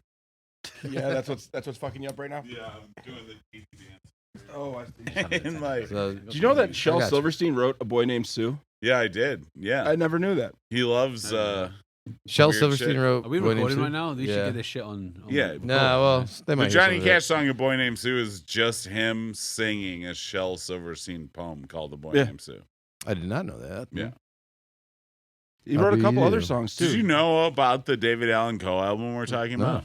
No. So David Allan Coe used to hang out at the Playboy Mansion, and Shel Silverstein was there all the time. And David Allan Coe would get up and sing like really dirty songs about like horribly racist shit. Some of them that like you can't repeat in public. And Shel Silverstein was like, "You need to fucking record these." So there's a recording, and you can look it up on YouTube. And my favorite song is "Finger Fucking Sally," but it's a whole album full of stuff that cannot be talked about in public. Basically, amazing, but Cannot really be talked about in public, but We're in private. while recording a podcast, that we're Well, recording for the put it out public. to the public. Yeah. I hope everyone who hears this and is not easily offended and is interested goes and looks at that on YouTube, honestly, because hilarious. Good songs too. Good songs. Right. It's so well written. Yeah. I heard them for the first time in a van driving to a horticulture competition in Georgia. The first part made sense. In Van, a yep. van. Horticulture contest? Yeah, we like It's Dr. drove to Green Thumb, Georgia man. and I participated in like a tree identification contest. We're doing did this you on an win? dude. No bullshit. No, like seriously. we're doing this Point on out an a tree and he knows what kind of He can fucking tree tell it you is. what it is. I'm not fucking with you. Dude, I got I don't doubt it. I You got bring him a second stick, out of a 50 twig, and he people. can tell you. I got second out of 50 people in the Illinois one and 35th out of like 400 people in the national one. That's Or that's pretty it impressive. was in man. Georgia. That's It was pretty- called the like Man's on national tree identification. I swear to God, dude. Come Hey, like I had to in, learn- in 1 month. They don't have the same trees as us in Georgia. I had to learn like 100 new trees in a week, dude. You know how hard a pine trees are to identify are? It's like, we all, what kind of we all know grass that's is a that, grind. bro? That's a grind. in like 1 month, the end of May. Somebody in Grays Lake's gonna see 4 of us walking down the street holding this fucking sound machine and all the mics, and we're just gonna be pointing at shit, and you're gonna be like, Sycamore. "This is that. This is Maple. Lactavius Cherry. Maltavius." Yeah, they're There's good. the Latin names. No, I asked about the one across the street last week. The one Yeah. that's blooming really nice. Yeah, what And he is was like, it? "Oh, those are invasive. Those are pieces of shit. That one's gonna fall down." And my 80-year-old college professor said they smell like jizz. Oh, yeah. Yeah. I forgot about that. We were all talking about them, and he's like, and what they smell like? Well, they smell like semen. Moving on. And everyone was like, oh. It was so I've only gross. smelled my own, so I don't know. Right. Never Yeah. on purpose, at least. Yeah, what's this guy's knowledge there? Like, Yeah. You know? Like, Yeah, The socks all smell the same. Let's be honest. Oh, shit. Get us back on track. All right, let's For do the love of it. God. Yeah, let's go. do we have to do a clap to No. make it easier to? Kind of. There it is. No, All right, we're right. putting all that in. We're so keeping it doesn't matter. It doesn't matter. Cum trees. What are we talking about? Are we asking them the questions? We will get to that. We got some stuff I want to get to real quick. Hold on. All right, ladies and gentlemen, it is time for segment 3 of this episode of the Four Shots Podcast. We are sitting here with Jack Cantle, homebrew extraordinaire, I would say, beer tender, bartender, brewing now. Yeah, I'll take it all. I'll take everything. All right. English, handsome. Let's keep Goodness. piling on. Keep it going. Would you? Yeah. Would you? Under different circumstances? Yeah. Maybe. Yeah. That's right. He's fucking married, man. Okay. Just because there's a goal, goalie doesn't mean you can't score. Yeah. Good. Yeah, there you go. Oh, shit. But yes, I am here. I am present. I'm present. I made it. And all of those things. All right. Before we get into everything else, and everyone knows how we end this. I do got one thing that I'm gonna rant a little bit about Do it. from my weekend. Hit us with it. Well, first off, how was everybody's weekend? Everybody have a good one? Good. I went back to Finn's. I saw you there. I told everyone, I was like, I haven't been here in a month. And they were like, no, you're full of shit. You were just here last week. I'm like, no. Last time I was here was Tyler's first weekend back. And they were like, no, that's bullshit. That was a month ago. I'm like, yeah, I told you I haven't been here in a month. They're like, no, you're full of shit. There's no way. Well, we missed you, and we were happy to see you. They just can't imagine being there without me. That's the problem. There They you couldn't go, wrap yeah. their minds around. Makes Sunday extra long when you're not there. I had a quiet Saturday. It was really nice. And then Sunday I brewed. We actually started late. We had our hot liquor tank not hot enough, so we had to wait 2 hours for that. So we had a 9-hour brew day on Sunday. Oof. Yeah, that was pretty rough. Yeah. Yeah, but we got through though. We did it. There you go. How about you? Busy weekend, man. I don't know. Friday was decent. Saturday, I bartended / managed from 1:30 to 8:30, and it was just cocktails. Yeah, I'm straight. like, are any of you fucking servers telling your tables that this is a fucking brewery? You know, I was in that mode. Like, you know, like, and we just have a lot of eclectic cocktails right now on, probably too many, and that was Well, good Coming for you. your cocktail. Fruit. yeah. But, I mean, good for you if you're putting that out there and people are buying it. Good stuff. More tips. No, it was it was fun, but it was just like got done with it, and I was like, whew. And it wasn't even that long of a day, but it was just like being ridiculously understaffed, and yeah, it wasn't fun. Yeah. Sunday was a Understaffed long at day. any. Yeah, it's never Right. good. But yeah, got through it. Now it's Monday. Woohoo! All right. So this is leading me into what I got another little pet peeve that's happening lately. Like, I know I've been kind of ranting a lot. Let's hear it, man. I love it. Okay. The changing of the number of people in your reservation. And not Oh, like yeah. it's not like, oh, we had a reservation for 8 and 6 people showed up. That's cool. We love that. Yeah. Yeah, it was fun. But over the last month or two, I've been noticing it's like people are showing up and they're like, yeah, we had a reservation for 8. There's actually 12 of us. Is that a problem? And I'm like, Yes. yeah. Like, Huge. I'm like, you have a table for Huge. 8. You really stuck a stick in the gears. Yeah. Yeah. Your table is set for 8 because it's 8:30 on a Friday night, and the band's about to start, So your table's here for 8, and you can sit as many people as you'd like right there, Like, if you want to be on laps, cool. Like, as long as you're both drinking, I don't give a fuck. But, like, we've had a couple where it was, like, a reservation for 20, and 40 showed up. Oh fuck. And they're Oh, just that's like, different. and they're like, oh, well, don't you have, like, a private room for me? I'm like, yeah, it's probably $2,000 or something to get in there. Yeah, I would have had to staff for that too, asshole. Yeah, like it's just like crazy shit like that. So like that's just been a pet peeve of mine that's like coming out like crazy, or like people like Do you find when that happens they still tip accordingly? yeah. I mean, where we're at, people. Because you always have to accommodate as best you can, right? It's not like you just go like, all right, see you later. No, I mean, I'm brutally honest with people.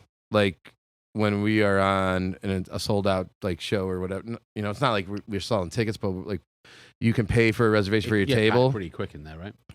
Yeah, but, and like you can pay to like have the table for the band and stuff like that. So we have to like judge it on that, like how many tables do we sell later on and stuff like that. And so when people show up and they're like, I can't get a table, I'm like, no, like sorry, someone already paid for that, and stuff like that. And we have it set up on a certain number of people. So when you're like, oh, we have 12 people instead of 8, I'm like, well, every other table's taken. Like there is no table. They're crouching. Yeah, there is no table for me to get for you to come up here, and people are like astonished by it. And I'm like, well, you're like probably in the busiest bar, one of the busiest towns, like in the North Burbs on a Friday night, and like where people, it's like I don't know, like there was one, it was a 20, and we called just to confirm that they were coming in, like an hour and a half before they like were supposed to show up, like call them, make sure they're coming. And they're like, yeah, we're coming, but it's probably going to be like 40. And I was just like, this is Saturday night. Like, no, like I don't have another 20 for you. Like, right. I'm done. Like, we're not taking reservations anymore. Yeah. And they just like showed up and like there's 40 people there. And I'm like, yeah, I don't know what to tell you. It's like 20 of you have seats and the other 20 can hang out. Yeah, that whole they'll figure it out mentality. Like, if you're going to somewhere that's, I don't know, it's just, it's inconsiderate. It surely is not people who've worked in the industry before. No, and I forgot to tell you, we try to educate, because I know you're an educator. We try to educate the listener on how to be a better customer. Like that's our goal here. Yeah. Well, my gambit is everyone should work in service or hospitality in some kind of way. And then, totally. If you're gonna use it, you need to understand it. Absolutely, yeah. Or if you ever want to like hear about like. Or learn about empathy or something like that.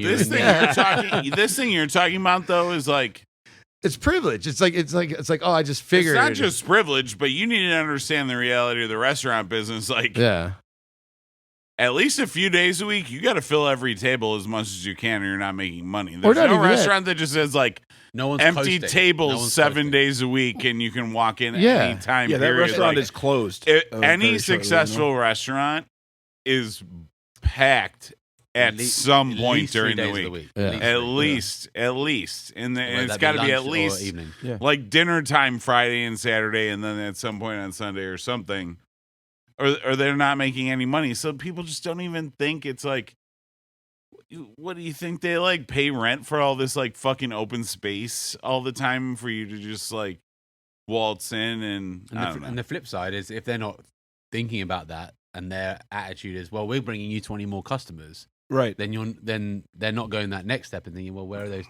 20 other customers going to be versus the rest of the public? Right, exactly. Right. Yeah, it'd be different if it was like a quiet bar, like a nowhere, like right. Then it's fine, whatever, But it's just like even like when people come in, they're like, "What do you mean I have to wait?" I'm like, "Well, it's 7:30 on Friday." You're gonna have to wait a couple minutes. Like, it's just like I don't understand it. It's just like they just expect like I'm just gonna sneak in here and do this real quick and get this table. It's like downtown Libertyville. Like, I don't wait either. I get like a solid reservation if I'm desperate to go someplace or doing something planned, or like I really go out to dinner more on like a Wednesday night. And here's the thing: like before a Wednesday night, before there was all this open table and all that stuff, I'm with you. Like I like the wait. Because you show up, you meet like, hey, let's meet at 7 o'clock at this restaurant. Like, this is how it used to be. And you get there and they'd be like, it's 30 to 40 minutes. And you're like, let's grab a drink from the bar. And then you're standing there like talking to each other for like. You're describing a supper club. Really. Yeah. And it's like, we're having this cocktail. Oh, the table's ready. Like, let's go. Like, I don't know. This it's new where it's like a demand to be like, I need to be seated right now. Like, kind of thing. There's always been. Maybe COVID. There's always been that person, but like, it's with all like, the apps and everything like that. Just instant gratification in general. Yeah. COVID has fucked with a lot of things too. Well, it's mentioning, like you mentioned education, like 100% on that point. Like, like being a teacher right now is probably one of the hardest things that you can do. Absolutely. Like, you are competing with So, TikTok and shout YouTube out to our Shorts and teachers, everything. yeah. Like, I was living with 2 teachers through like the lockdown and shit like that, and it blew my fucking mind how they could even like do any of the shit they did. It was I was only living with the one, but she's special. She's a special ed teacher. oh, shout out middle to school. special ed teachers. Oh my god, dude! It was just her spending all day trying to get these kids to pay attention, and then having to spend her evening dealing with parents who don't understand why their kid wasn't paying attention, as if that's the teacher's fault. It's just it's I mean, it's. She's a fucking angel, dude. People would She's show a me saint for pictures, that, and it's dude. just like this is what I People don't was teaching appreciate it to, and it's literally like a coat hanger holding up a fucking like sweatshirt. There's no kid there. Yeah. Right.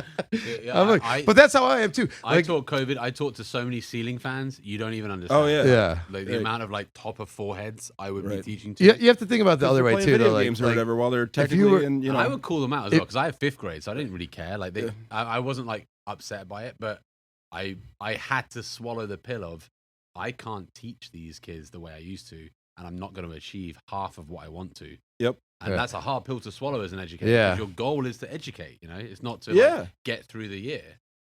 Right. Yeah. I mean, it's not a glamorous job, right? You have to love it and you have to want to do good. Mm-hmm. And then when you're doing good, and it's that has to be insanely frustrating. Yeah. So good for you for sticking with it and sticking.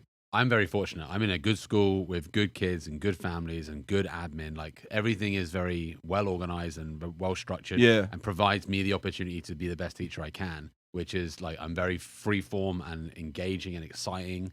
And I'll take lessons wherever they need to go, but only in school. On Zoom, I couldn't do that. Like It was. I've got a rough idea of what we're going to do, and if any kids are paying attention, here's some activities you can do. I used to It was like. rough. I had people that I worked with that had kids that were like in high school going through all that shit, and they're like, I don't know, like he's failing this class, they're failing this class. I'm like, if he's not getting arrested or hooked on heroin, you're doing okay. Yeah. Because I'm just like, dude, Totally. like imagine if you were like 15 or 16 and went through that shit, like. I would have been an asshole. I would have been an or asshole. just like sneaking out to go see your friend. Like if you weren't allowed to go see your friends, or if you had a girlfriend when you were 16, like you weren't allowed to go see her. Like it any kid that made it through that, God She'd be bless knocked him. up so fast. Well, Not allowed to see her. now that TikTok is LOL. like massive, like even on the education side, like that's it's whole other compartment. Like there's so much like there's so much stuff that like TikTok provides, like every single genre of human. Like I watch TikTok pretty regularly, and I put videos up there. I'm a pretty good content creator. Follow me at Jack Cantle. Oh wait, hold on. We'll do. We're gonna follow you like 15 minutes after we're done doing this, and you're gonna show us how to fucking. Dude, get I got this some stuff good done. videos on there. But All right, cool. The point being, you're right. Instant gratification, right? Like every 6 seconds, a kid can swipe up, and they got It's a new idea. a a new new like adrenaline thing. being hit their Yeah. faces. Like a new thing, new excitement. And I mean, I can't do that. Like I no one can do that. You need to sit down and edit a video, or you need to like find something niche that works for an audience. Yeah. You need to be a content creator for that to succeed, and that's the world we live in now. That's fucking crazy. Wild. I use TikTok for there's a couple really good mixologists and just restaurant stuff in general. And then there's dumb history stuff, and then cat videos. You ever watch Drunk History? Oh yeah. Drunk History's great. It's the best. Yeah. So Yeah. great. Yeah. It's the Oh, best. absolutely. Drunk History Live coming to Chicago in like a month. Oh yeah. Oh really? Yeah. That'll be fun. All right. Well, I think we're busting along here, so let's get into it. This is our favorite part of the episode where we get to better know our service industry employee, and it's what we call the 1, 2, 3. 4 Four questions. questions. And we love a little Look at you, audience numbers guy. participation. I said 4. Yeah, you did, Everyone. and you said it so well and so English. Oh my God. 4. Nobody's ever said it like Four. that. 4. No, say it the wait. 4. Yeah, There you yeah. go. 4. Be yourself, man. Can we just like take that, and then every time we're supposed to say 4, we'll just put that We'll on the just top have of it it? in there. Yeah. I'll do all 4. the numbers if you want. 1, 2, 3, 4. Shot. There you go. You can use all of those. Can you Get say those in. questions? Questions? Can you say kettle again? You said that earlier. Kettle. Nice. Or kettle. If I'm speaking quick, Yeah, it's go kettle. kettle. Yeah, Yeah. drop the T's. We're Bit funny, yeah. nail. Look at Dick Van Dyke over here. Wait, are we taking a pause? Or I don't know. He had to go. We can probably go anyway. Keep Whatever. going. We're just gonna go. Tiny go tank, into- man. Tiny tank. Let's cut here. Yeah. And go. All right, so should we just go? Fuck it. All right, cool. What's this section? So basically, we ask you like personal stuff about yourself Oh, okay. and the industry. Are you a little bit. circumcised? No, I'm just kidding. Not that personal.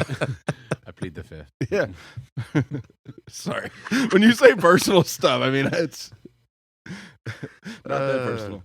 We'll cut again. And I was gonna say 'cause question number one is, what do you do on your day off? So that's a good question. it's a little Do you different. ever get a day off with working in education plus brewing plus? Saturdays are my day off. Yeah. Do you know what? I'm pretty boring. I'm not gonna lie. I like sleeping in, and if I'm not like sleeping in, I'm going for breakfast with my lady. Yeah. And then maybe planning out getting some stuff done around the house because I don't get a chance during the week. Right. And I get like good satisfaction from getting stuff done like that. That's not boring. That's a pretty common answer. Yeah. You I like- you I just love have to it. clean up the week that just happened. Yeah, but in like a pot, it like gives me satisfaction. Oh, It's not yeah. like a chore, you know. Yeah. well, and and, definitely like always, you know. And I'm reading like 4 different books right now. I'm rereading Dances. Sorry, not Dances with Wolves. I am reading Dances with Wolves. That's I've one. never heard that one. It's my favorite movie. It's the best movie in the world. If you've not seen it, I don't know. that- Hold on, you know that I movie. don't know what Hold your on, problem I is. know the movie. It's one of the best I've movies seen in the the world. movie. God, hold on. Yeah. Your That's also my favorite- mom's Your favorite movie. favorite but- movie ever is Dances with Wolves. Tell me a movie that's not been nominated for more awards other than the Lord Okay, of I'm the not talking Rings about trilogy. everybody's favorite movie. I'm talking. Mine, yeah, no. Ironically, it's the Western frontier in America. Okay. Native Americans. Like, dude, what a great movie. So I have not read the book. You ever seen And I- Tombstone? Yeah, I was just gonna say, I love Tombstone. Dances with Wolves, but Yeah. have you seen fucking Tombstone? Tombstone's good. Tombstone's good. yeah. It was for free on Peacock on TV, and I watched it I like just signed up 5 for Peacock times. as well. And I got drunk and was like, I'm watching fucking Tombstone. Went on. Apparently, they just took it off, and I was like, well, I guess I'm paying $10 to watch. They do that with Gangs of New York all the time. It moves around. Yeah. I'm a Gangs of New York $10 guy. That's my drunk movie. I've not seen I was that. so I wanna married see to it. I watching wanna it see it. already. There's The book's just no good, saying too. No. Yeah. But it's all made up. Oh shit. Well, so my gambit is I like to read. I enjoy downtime because like I'm always on the go. I'm always moving. Do you feel all the like time. on your time off you have to go and like kind of check out what other people are doing at different breweries or anything like that? Like, Sometimes, yeah. Sometimes I'm up for like I want to go out and like explore and discover something new. I was actually I tried Ravinia Brewing the first time like a month ago because I was out seeing someone who lived out in Highwood and I thought I'd stop in. I tried their Mexican lager. It was very limey. Yeah. I'm not here to berate any brewery because like I'm low key. Like I'm not trying to like Yeah. take anyone's throne by any means. But like I wish I'd ordered their hazy and another beer, but I was only there for one. I was like Yeah. a one and done. yeah. And I picked the Mexican because I love Mexican lagers. Light the Lamp, Suerte. Coming out this week. I know I tried it. Dan, I was in there the other Yeah. week. Dan gave me a sample, dude. Don't- It's the best version. It's honestly my favorite beer ever. Nice. But anyway, I want to try as many breweries as possible, and I feel very inexperienced when it comes to all the local breweries. I know everyone who's working in the ones I rate, but I just haven't been to very many. Not been to Microphone. I've not been to more. I can name more places I've not been than have been. Well, I'm the Like- same way though. There's so many now. It's impossible. well, I haven't been to Harbor. I'm a Mug Club member. Yeah. The Mug Club at Harbor. Yeah. If you go to Harbor, Fantastic deal. drink Harbor, but drink Ninth Hour as well. Like you try out both. See what- No, I've see had what you Ninth think. Hour at across the street. What's that called? First draft. First Draft. Oh, At yeah, the we got a Ninth couple beers in Hour, there, you yeah. had that was the first time I heard about it. They What was explained that? Was the that whole- Pilsner? No, It might have been. didn't we that get the was Dunkelweizen like the first time we Yeah, met we, up? we, Was that what it we was? made a I Dunkelweiss. think They it was bought a with you, and I Dunkelweiss. got a spiel from either They Yeah. Jay or the bartender, and he was like, "Yeah, it's teachers around here that are all just." Yeah, it was Ooh. really Big Big big. up, The big up. bartender There really you go, talked yeah. to us too much. They bought a Dunkelweiss, and they also had a porter and our Emily. Oh, I think it was a porter. Porter. That's what it was. I'm gonna say it was. I do a remember porter. that That's now. his porter, Because dude. I wouldn't have That's ordered a fire. Dunkelweiss. That was really good. All right. Well, so question number 2. I'm actually more curious about like your teaching side of this. Like on your way home from work, are you like blasting music in your car, or are you like going home in silent? Oh, dude, I can't do silence. Not when I'm driving.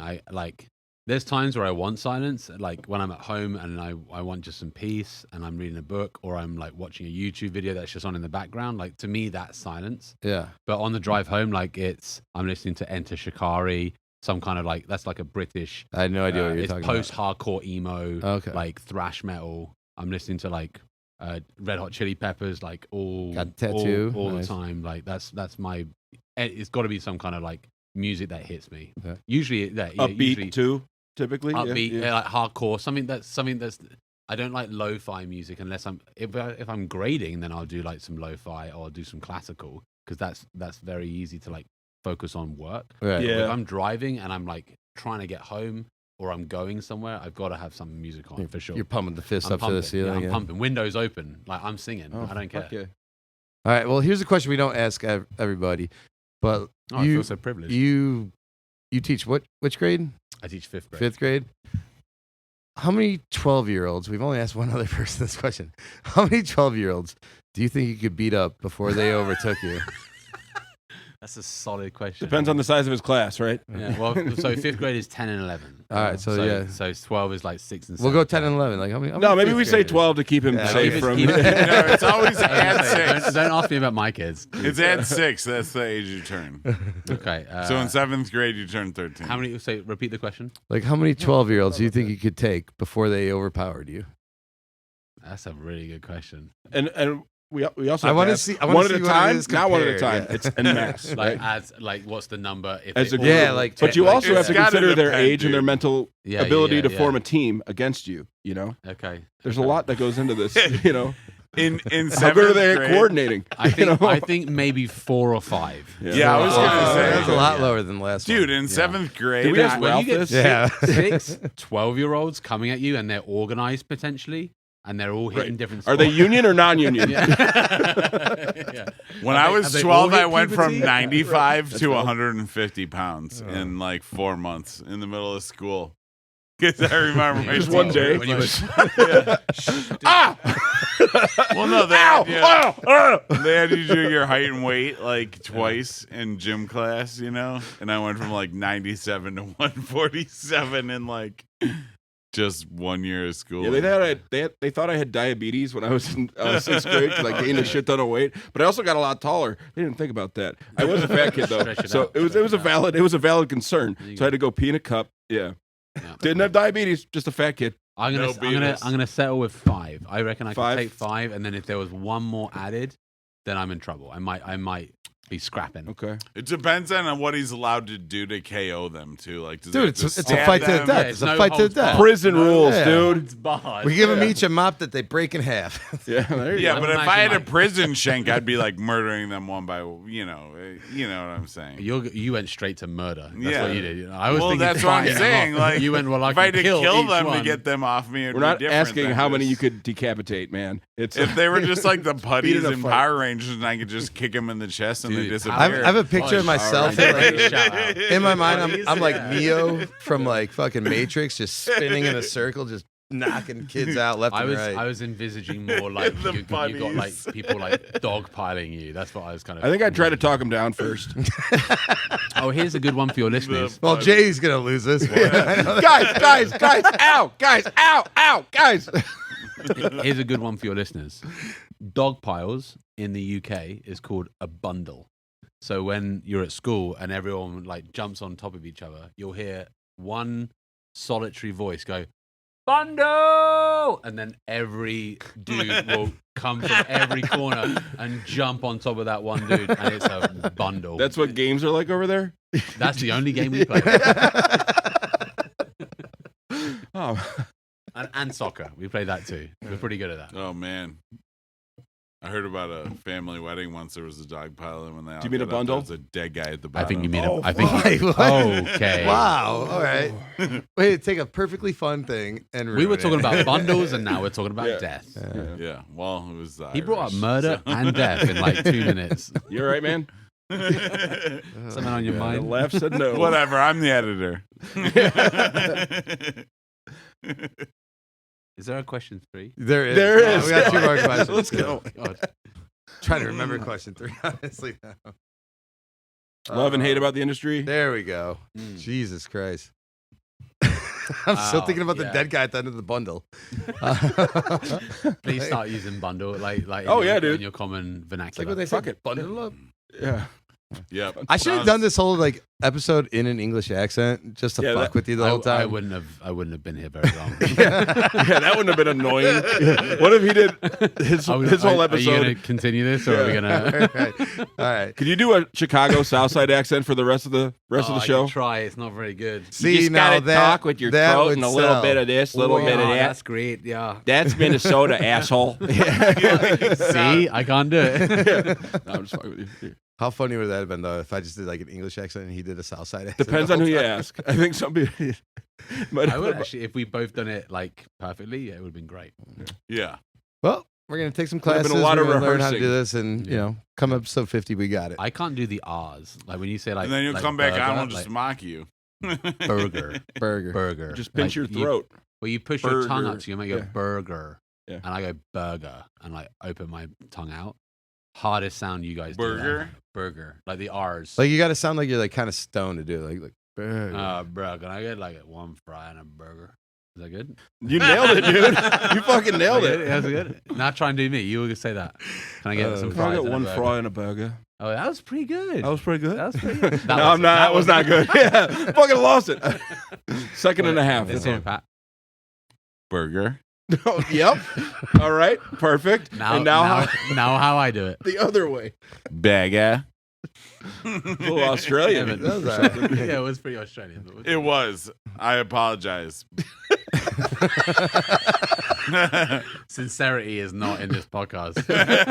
Oh my God, I'm so we, sorry. didn't go for sincerity. I'm We really go- upset right now. Yeah. No, I never Oh, claimed to man. be good at accents. I would have never. You know, it was- Well, Evan, if you is- gave me Evan, 2 more seconds to think about it, I would have refused to even try. So. Let's hear it. Come on, let's hear fries and burger. Can I get fries and burger? Better than mine, It's okay. mate. Nailed it. Listen, mate. To be fair, like the amount of people who ask if I'm from Australia is actually kind of sickening. I worked with a guy from South Africa when I worked at Uline, and people Mhm. used to ask him if he was from Australia, and he would be like, "That's like the worst thing you could ask me." Dude. So I've learned, particularly in the industry, like when people, because customers feel like they're able to just do what they want and ask me whatever. Do they hold fuck on, with hold you? on, hold on. We'll get to this eventually here. Hang on. All right. All right, let's go. Question number 3. What is one thing you love about the like beer industry, whatever, the beer tending, bartending, restaurant industry, and one thing you hate about it? One thing I love about it is that it's like, it's very engaging. Like it's a world that people like want to know more about how beer's made and like what are the ingredients that go into it. And as someone who's got some of that knowledge, I find it pulls me in, and I like talking to customers about what their preferences are with beers and how this particular beer might suit them. You're almost like made to be a teacher because you like that's your day job is educating people, and then That's one of my passions is like expounding knowledge. Yeah. If I can give people something that I've learned and like transfer it to them, like dude, that gives me such a kick. That's why I'm a teacher. Like I love it. It's Yeah. fun. Yeah. It's super fun being like an informer of information. And like a lot of people don't like really realize this, but being a teacher is just as much as being a learner. Like my hobby is learning. That's how I'm doing what I'm doing now, is because I decided I wanted to learn it. And I don't want to sound like up my own ass here or like blowing smoke in any way, but I'm one of those people who genuinely. Second time you've given that disclaimer this Hey podcast. guys. I thought you were laughing because you said ours. Nah.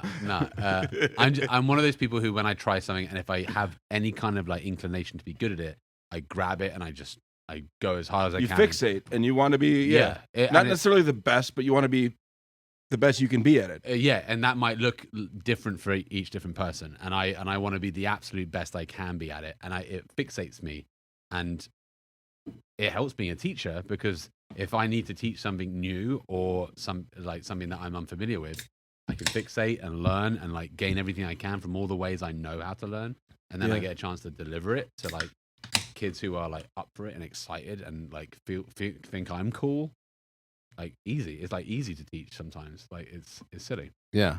So that's one thing I love about this industry is that I get to explore that side of my psyche, which is I love to like gain more knowledge, and I already have like a level of like some years of knowledge of the brewing side of it that I now get to expound that. And I'm fairly energetic and loud, and you know, bartending, if you're any good at it, you can use those tools, and you can be a good server, and it can be very beneficial for everyone. Like it's win-win for everyone. Win for the brewery, for you, the customer, like everything. Everyone wins, right? Yeah. That's a pretty cool thing about this industry. Is like if you can like tap into what's good about bartending or serving or whatever, like you can get a lot out of it.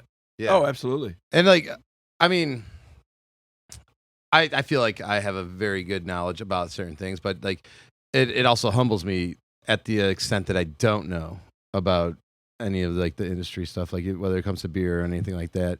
So like having people that can come in and like kind of teach, but also like you're saying, if you don't understand certain things, you want to learn about it as well. Kind of like gets me a little bit motivated to be like, what did I not know about this, or what have I missed about something? Mm-hmm. You know, you don't want to get complacent or anything like that too much. Yeah. Well, hence why, like I said earlier, like my goal this year was to like brew competitively, because that in my head that was the next step to what I needed to learn was how do I brew to style and to a judge's appreciation, and how like what without knowing the judge, right? Exactly. Like, And what do there I being need to do to several, go you know? from I like this beer, some people I know like this beer, to this is a good beer in general. Trying to Right. find the objective, but it's subjective. You know? It's that's got to be chaotic for your brain, right? And it kind of channels my ADHD. Like that's where I need to be in my like hyperactivity, is like hyper focus everything into one thing whilst doing 20 other different things. Right. Yeah. And this industry allows you to do that in a very holistic way. This industry is built for that. Like if you can multitask and That's you know it. see 2 steps behind you and 2 steps in front of you, and how you got to get there, Mhm. like you will make it in this industry, no doubt. And that goes into so many other walks of life too. You know, like we always say, like everybody should always be in the service industry at least once in your life, Right. because you can see how that goes. You know, like just having to plan out your next moves and stuff like that. 100%. Oh yeah, I didn't mention what I hate about The this hate, industry. yeah, I was gonna say, we didn't get to that yet.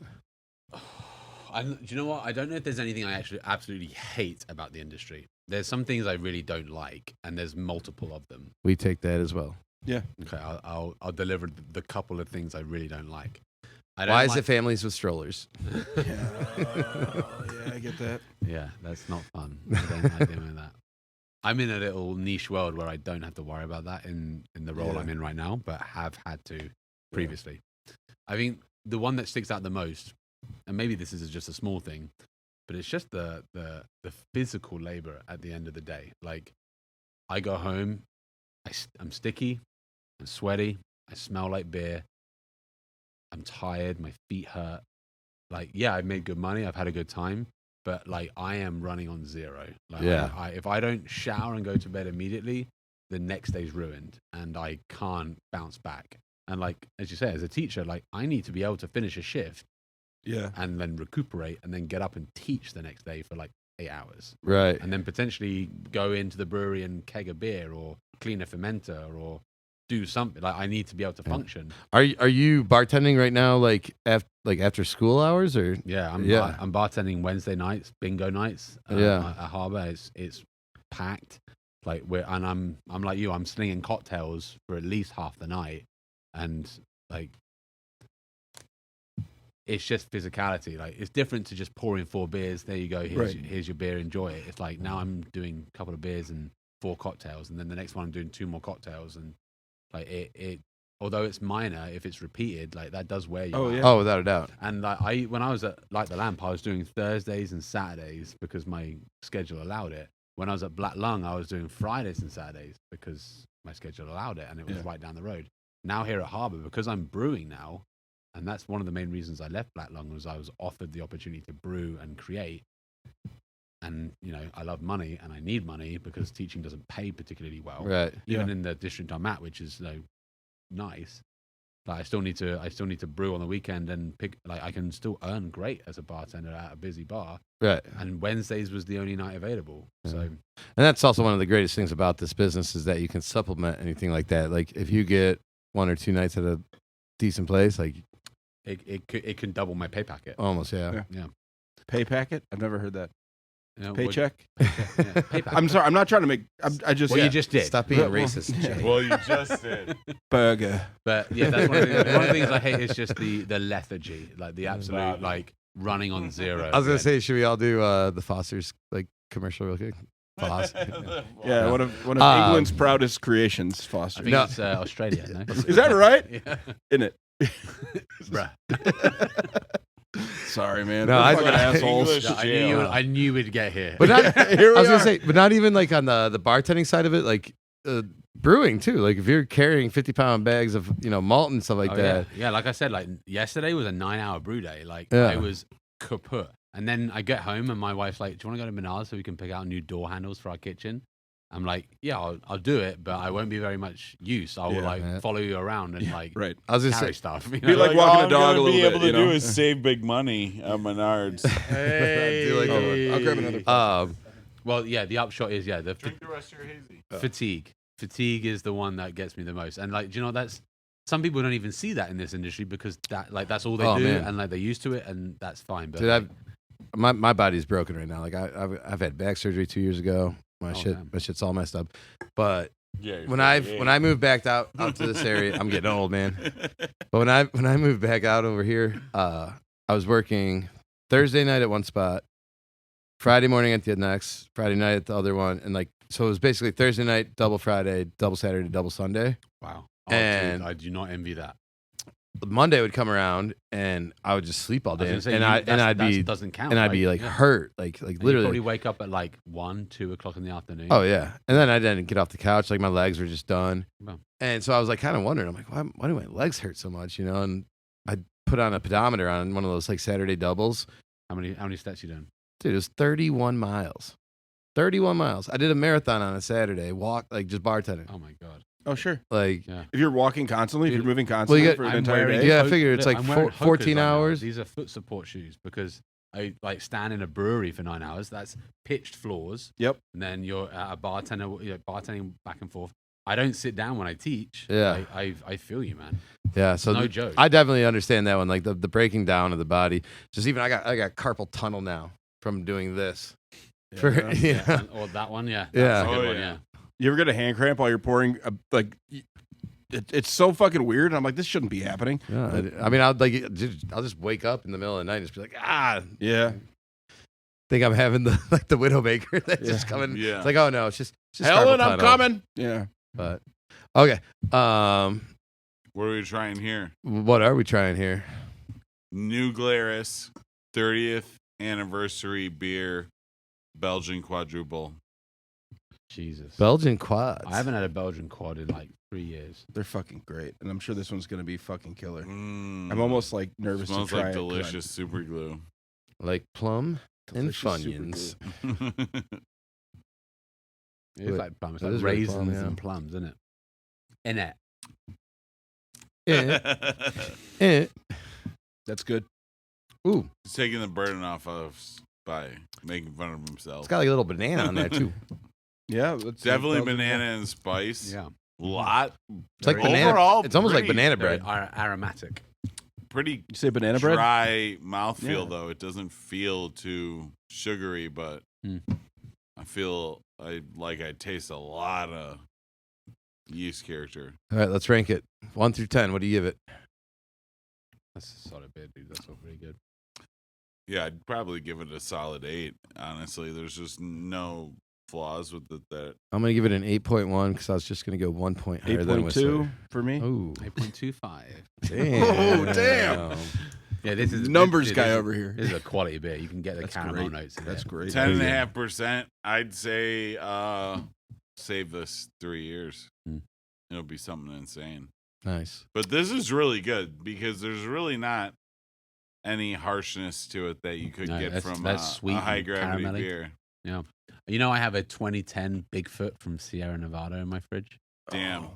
I had We a used bunch, to and I don't know do- where I put them. They might be in my parents' garage and probably When fucked Billy by now. from Tighthead got married, this is actually a great story.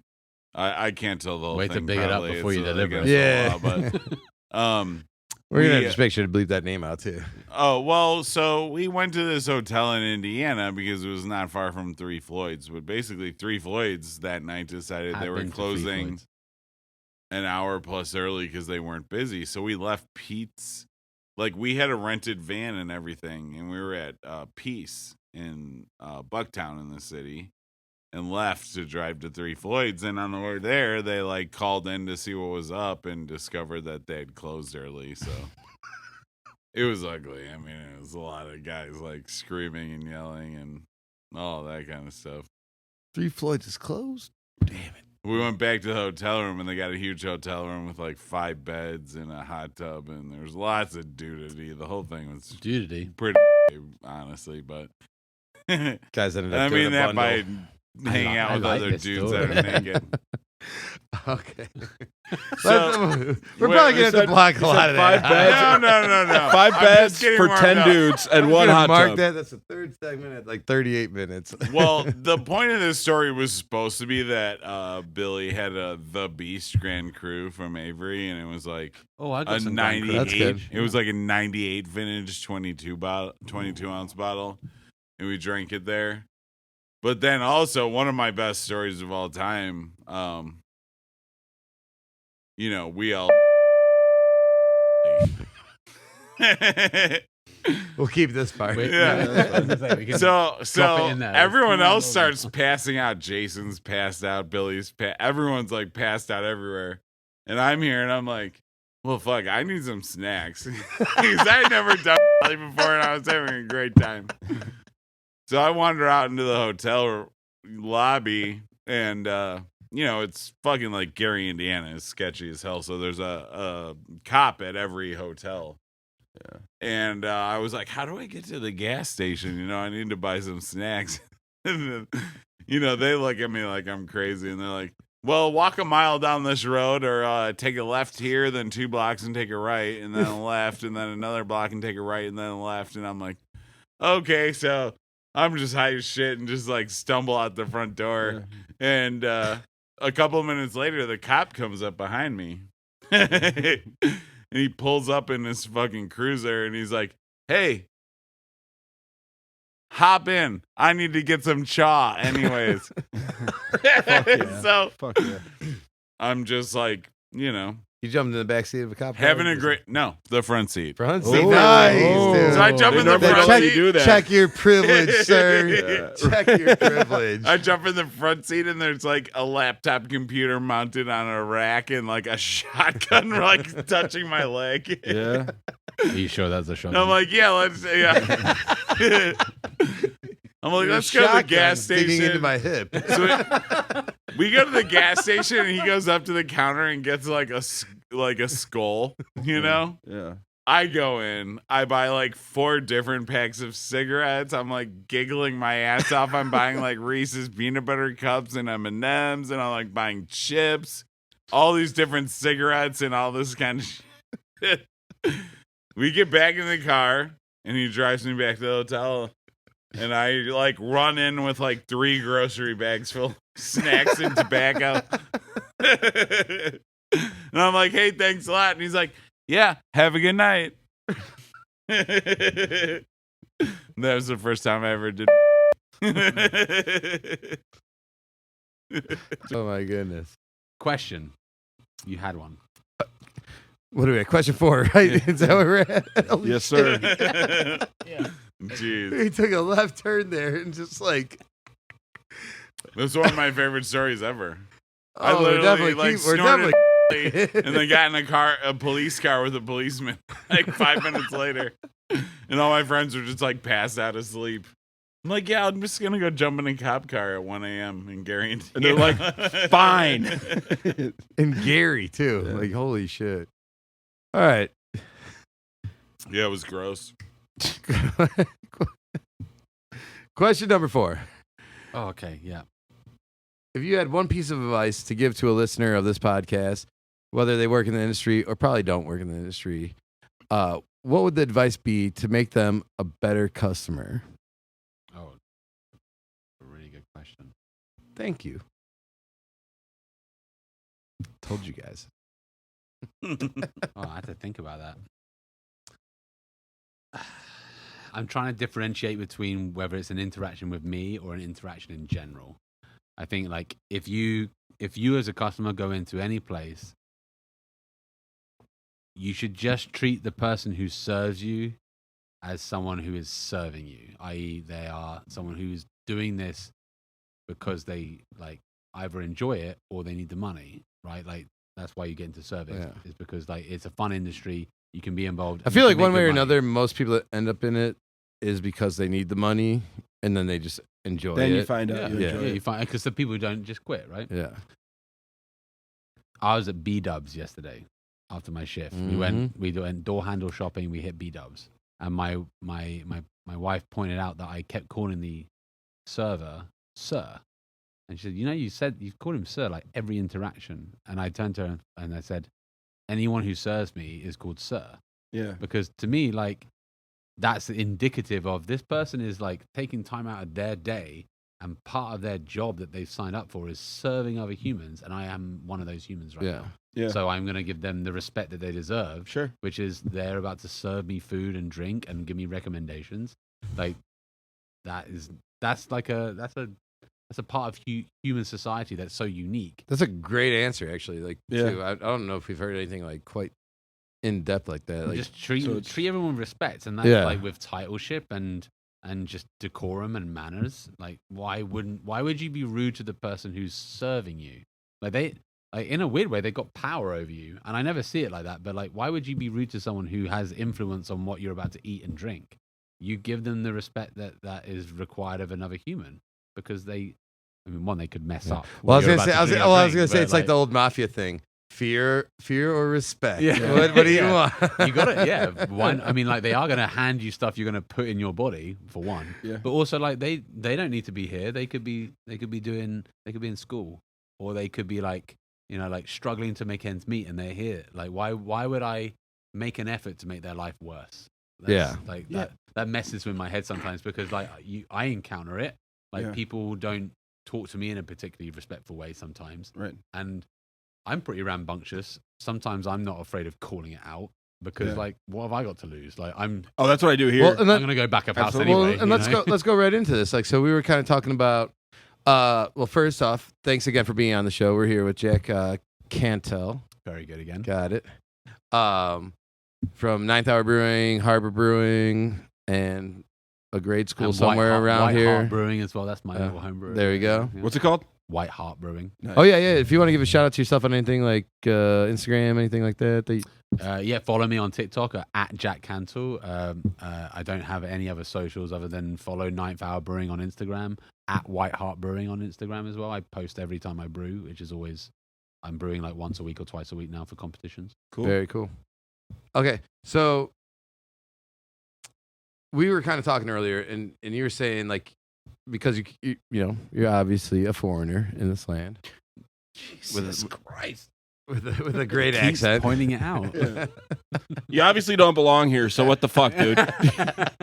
So you're not from here. Yeah. No, but you kind of brought up earlier, like, have you like just had people just trying to come at you and just imitate you like we were doing earlier? Oh yeah, but like tenfold. Like, dude, like there's been some moments where I've like had to really like rein myself in, because there's just been like they've been digging and digging and digging, and it's like they don't pick up, like that's not acceptable. Like it's fine. Like I don't really give a shit. Like at the end of the day, like I'm British. I sound different to everybody else I meet, and that's okay. That's who I am, and that's like it can be used as a positive.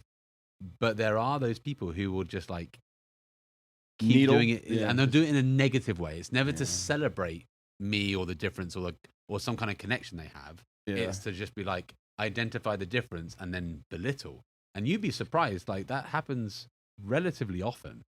There was one time I was working at Black Lung, and it was at a time where we were relatively new and open, and we only had 2 bartenders on shift, and it was a Saturday night, and it's busy. So I'm doing table service because I'm going to make more money doing that than just waiting for people to come to the bar. Yeah. So I'm going out and serving a couple of high tops, and there's this couple who are like seated right near the door, and so I had to walk out behind the bar, like a good 12 feet back, and then come back on myself, pick up some beers, take a couple of orders, and then meet this couple. They just sat down, and I always have a bit of, as we all do, a bit of spiel or a bit of shtick about like what our beers are and a bit of our identity. Yeah. So like I kind of did my pitch and said, hey, like here are some of the new beers that we have on tap. Yeah, like are you guys ready to order? Do you want to like ask any questions? And the dude just goes, oh, bruh, are you like from like South Africa or something? and I played it cool, and I was like, no, I'm actually from England. Like we're, I dug a little bit. Do you know where it is? Totally different culture, totally different state, but don't worry about it. You know, like gave it a little bit, and he's like, oh man, like you sound weird, and like it was all negative from that point. Yeah, and just like dug a little bit, and what made this story memorable I was love like, your American impressions. It's fucking solid. It's so fucking good. good. Yeah. They're so good. So like he just keeps digging, right? And like every opportunity I have to tell him about the beer or like a thing he could order or something for his lady, like I'm giving the hard sell. It's always responded with like, oh bro, like dude, you just sound like so fucking different. I don't even know. Like, that went a bit Cali. I'm sorry about that. But, That was fine though. Yeah. you went from Florida to California on that one. it's all the same island, right? So They're he's all like, dumbasses. he's just giving it, and I'm like deflecting as much as I can, and like still like it's hitting me hard because I think maybe this is embedded in your guys' culture, and I understand it because there's 300 million of you, and you know not many people leave this country. Ultimately, difference is fun, and for some reason, you guys love British accents. Like everyone's like, "Dude, you sound so smart. You sound so sexy. You sound great." What? Oh, I mean, yeah. There's a couple next to this couple who are giving me shit, who I know not very well, but I just know them as customer and server. And I then check in that table after taking about 5 minutes of them just berating me over the fact that I'm different. And like, that's a hard thing to deal with when you're an immigrant and you speak English, and most people presume our cultures are very similar, and they're not. Like our cultures are very different, and you know, culture shock's a real thing, right? Yeah. So I'm like 3 years deep at this point of being in this country, and I then check in at this next table, and the guy is like, "How could you take all of that?" He's just like giving you shit for being different, and all I could think was like, "This must be what like minorities experience in a way." Like I guess, and then I came to the realization, I am a minority. I am an immigrant. I am not like this isn't norm. Yeah, you are. Yeah, you fucking are, you asshole. Go back home. Ultimately, like I know I'm hitting hard here, but like it like that's kind of one of the things that really sticks out as like maybe a negative part being who I am in this industry is people are very quick to think it's okay to talk about your culture as if they know, or that they can tell you, they'll ask you, oh, where are you from, what you do, or like where exactly are you from, and you know a part of you is like telling them without them really understanding, and that like it cuts you a bit because you're like, I really want you to get who I am as a person, but you'll only ever, this is small talk. Yeah, you'll only ever interpret it on this very minor level. Yeah, like you won't really know the deeper who I am and where I come from, because how, and then I think, and then I reflect on myself, like how could I ever expect anyone to know that about me? Because like I'm 32 years old and I'm, you know, like 28 years deep into my culture and 5 years deep into American culture, and I'm the one who needs to acclimatize.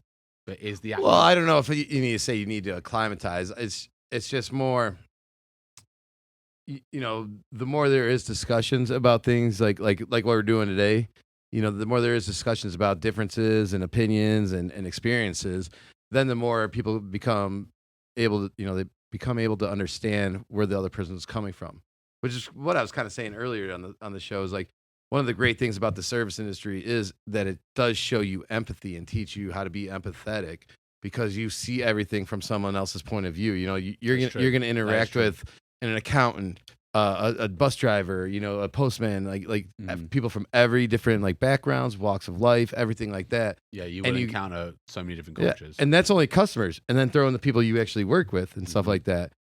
And it shows you what you might not be exposed to in a normal life or job or anything like that. Like the service industry is a melting pot of the world, Yeah.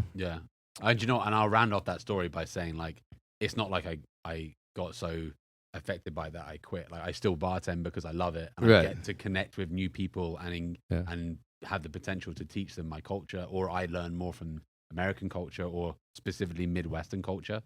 Like, it's fun, it's cool. So, like, as much as that sounded relatively negative, like, it just sticks out in my brain. Because to make them better. If someone keeps fucking plugging at you, like, why would you like just take that? It made beating me a dead horse, right? But that also is exactly, that's also the other thing too, is like, that is kind of like a Friday night in this industry, though. It you know really what is, I mean? yeah. Like, so like as much as I like can bitch about it, there's no one it's in not a gonna end, is cubicle it? Yeah. or in an office that's like, I basically like racially profiled every week or something. Like, everyone's prejudiced. Everyone feels like pocketed or isolated or identified in one culture that's not theirs, or one role that they don't really live. So I take it with a pinch of salt, and I never like let it affect me. But like, this particular incident was like, dude, just fucking just simmer down. Like, like, where do you think you are? Who are you impressing? You're in Round Lake Beach, Illinois. Did his girlfriend think it was funny?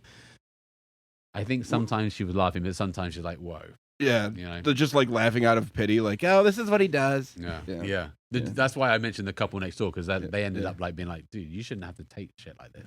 Like, and I was like, whatever, But that's one side of the industry. I'm like, it can be a bit iffy in my particular sphere. Yeah, definitely. I mean, it just is, like, because it is such a melting pot in that industry, where you have one group of people serving another group of people, or vice versa in another place or something like that, where chat's expected. You want to connect and talk. But I don't know. It like I said, I feel just the more that there is a discussion about different things, like feel free to ask questions about different cultures, but in a respectful, mannerful way, where you're. Yeah, I mean, there's a right way to do it and a wrong way to do it, just like anything, right? Yeah. Mm-hmm. Like, if you're if I'm curious about your background and I want to know, obviously you have an accent, where you're from. But to make fun of it is a different thing than to, oh, that's cool, interesting, because again, Round Lake Beach or Grays Lake, Illinois, whatever, most people sound pretty much the same. It's cool to hear somebody who doesn't, but you don't have to make that the only thing about them, right? Yeah. I don't know. Well, I feel like that's probably the perfect spot to end this. Yeah. Everybody just be nice. Yeah, that's my advice. Just be nice to the people who serve you. Be more considerate. Be nice. Be considerate. Try to get to know everybody. See where they're coming from. Don't be a jerk. If you think you're the coolest guy at the bar, you're not. Unless you are. Unless you're me, but you're not me. Right. Right. I don't know if you heard about me. All right. And ladies and gentlemen, that's going to end this episode of the Four Shots Podcast. Please follow us on YouTube, Spotify, Instagram. We're trying to figure TikTok out. I think we're on the Facebook. I want to give a You shout can out. follow us on TikTok. We just can't do anything. TikTok. On a TikTok? TikTok. So you're going to help us with that in a minute here. I want to give hopefully our password, because we don't. You're good. I want to give a shout out to Paul Price, my buddy who listens to all of our episodes. He says it helps him get through his Mondays. The last 2 hours of his Mondays. And yeah, he loves it. Shout out to you, Shout Paul. out to Paul. Sounds like somebody's got a case of the Mondays. Yeah. Sorry about the Mondays, Paul, but hopefully this helped, buddy. But yeah, if you want to come on our little shindig here, talk some shit, talk some shop, get drunk with us, hit us up at 4shotspodcast@gmail.com. Again, follow us on YouTube, Spotify, Amazon, all that shit. Zanga. We have a Zanga. What's Zanga? Did we ever do MySpace? Before MySpace, yeah. I was going to say, we were going to do MySpace. We were? I thought that was in the... Okay, well, let's get a time machine and go back fucking 15 years, and then we'll make a MySpace. Let's go find time. I've got our vampirefreaks.com account taken care of. Right. OnlyFans coming. Jay eating sandwiches. With my shirt off. That's right. It's a Kyle Keemley idea. Shout out to Kyle Keemley. $9.99 a month. You can see him eat some hoagies. Hoagies, meatball sandwiches. I'm probably going to get one of those Rick Benny's sandwiches, too. Yeah. But all right, ladies and gentlemen, that is it. This is the end of the 1, 2, 3, Four Shots Podcast.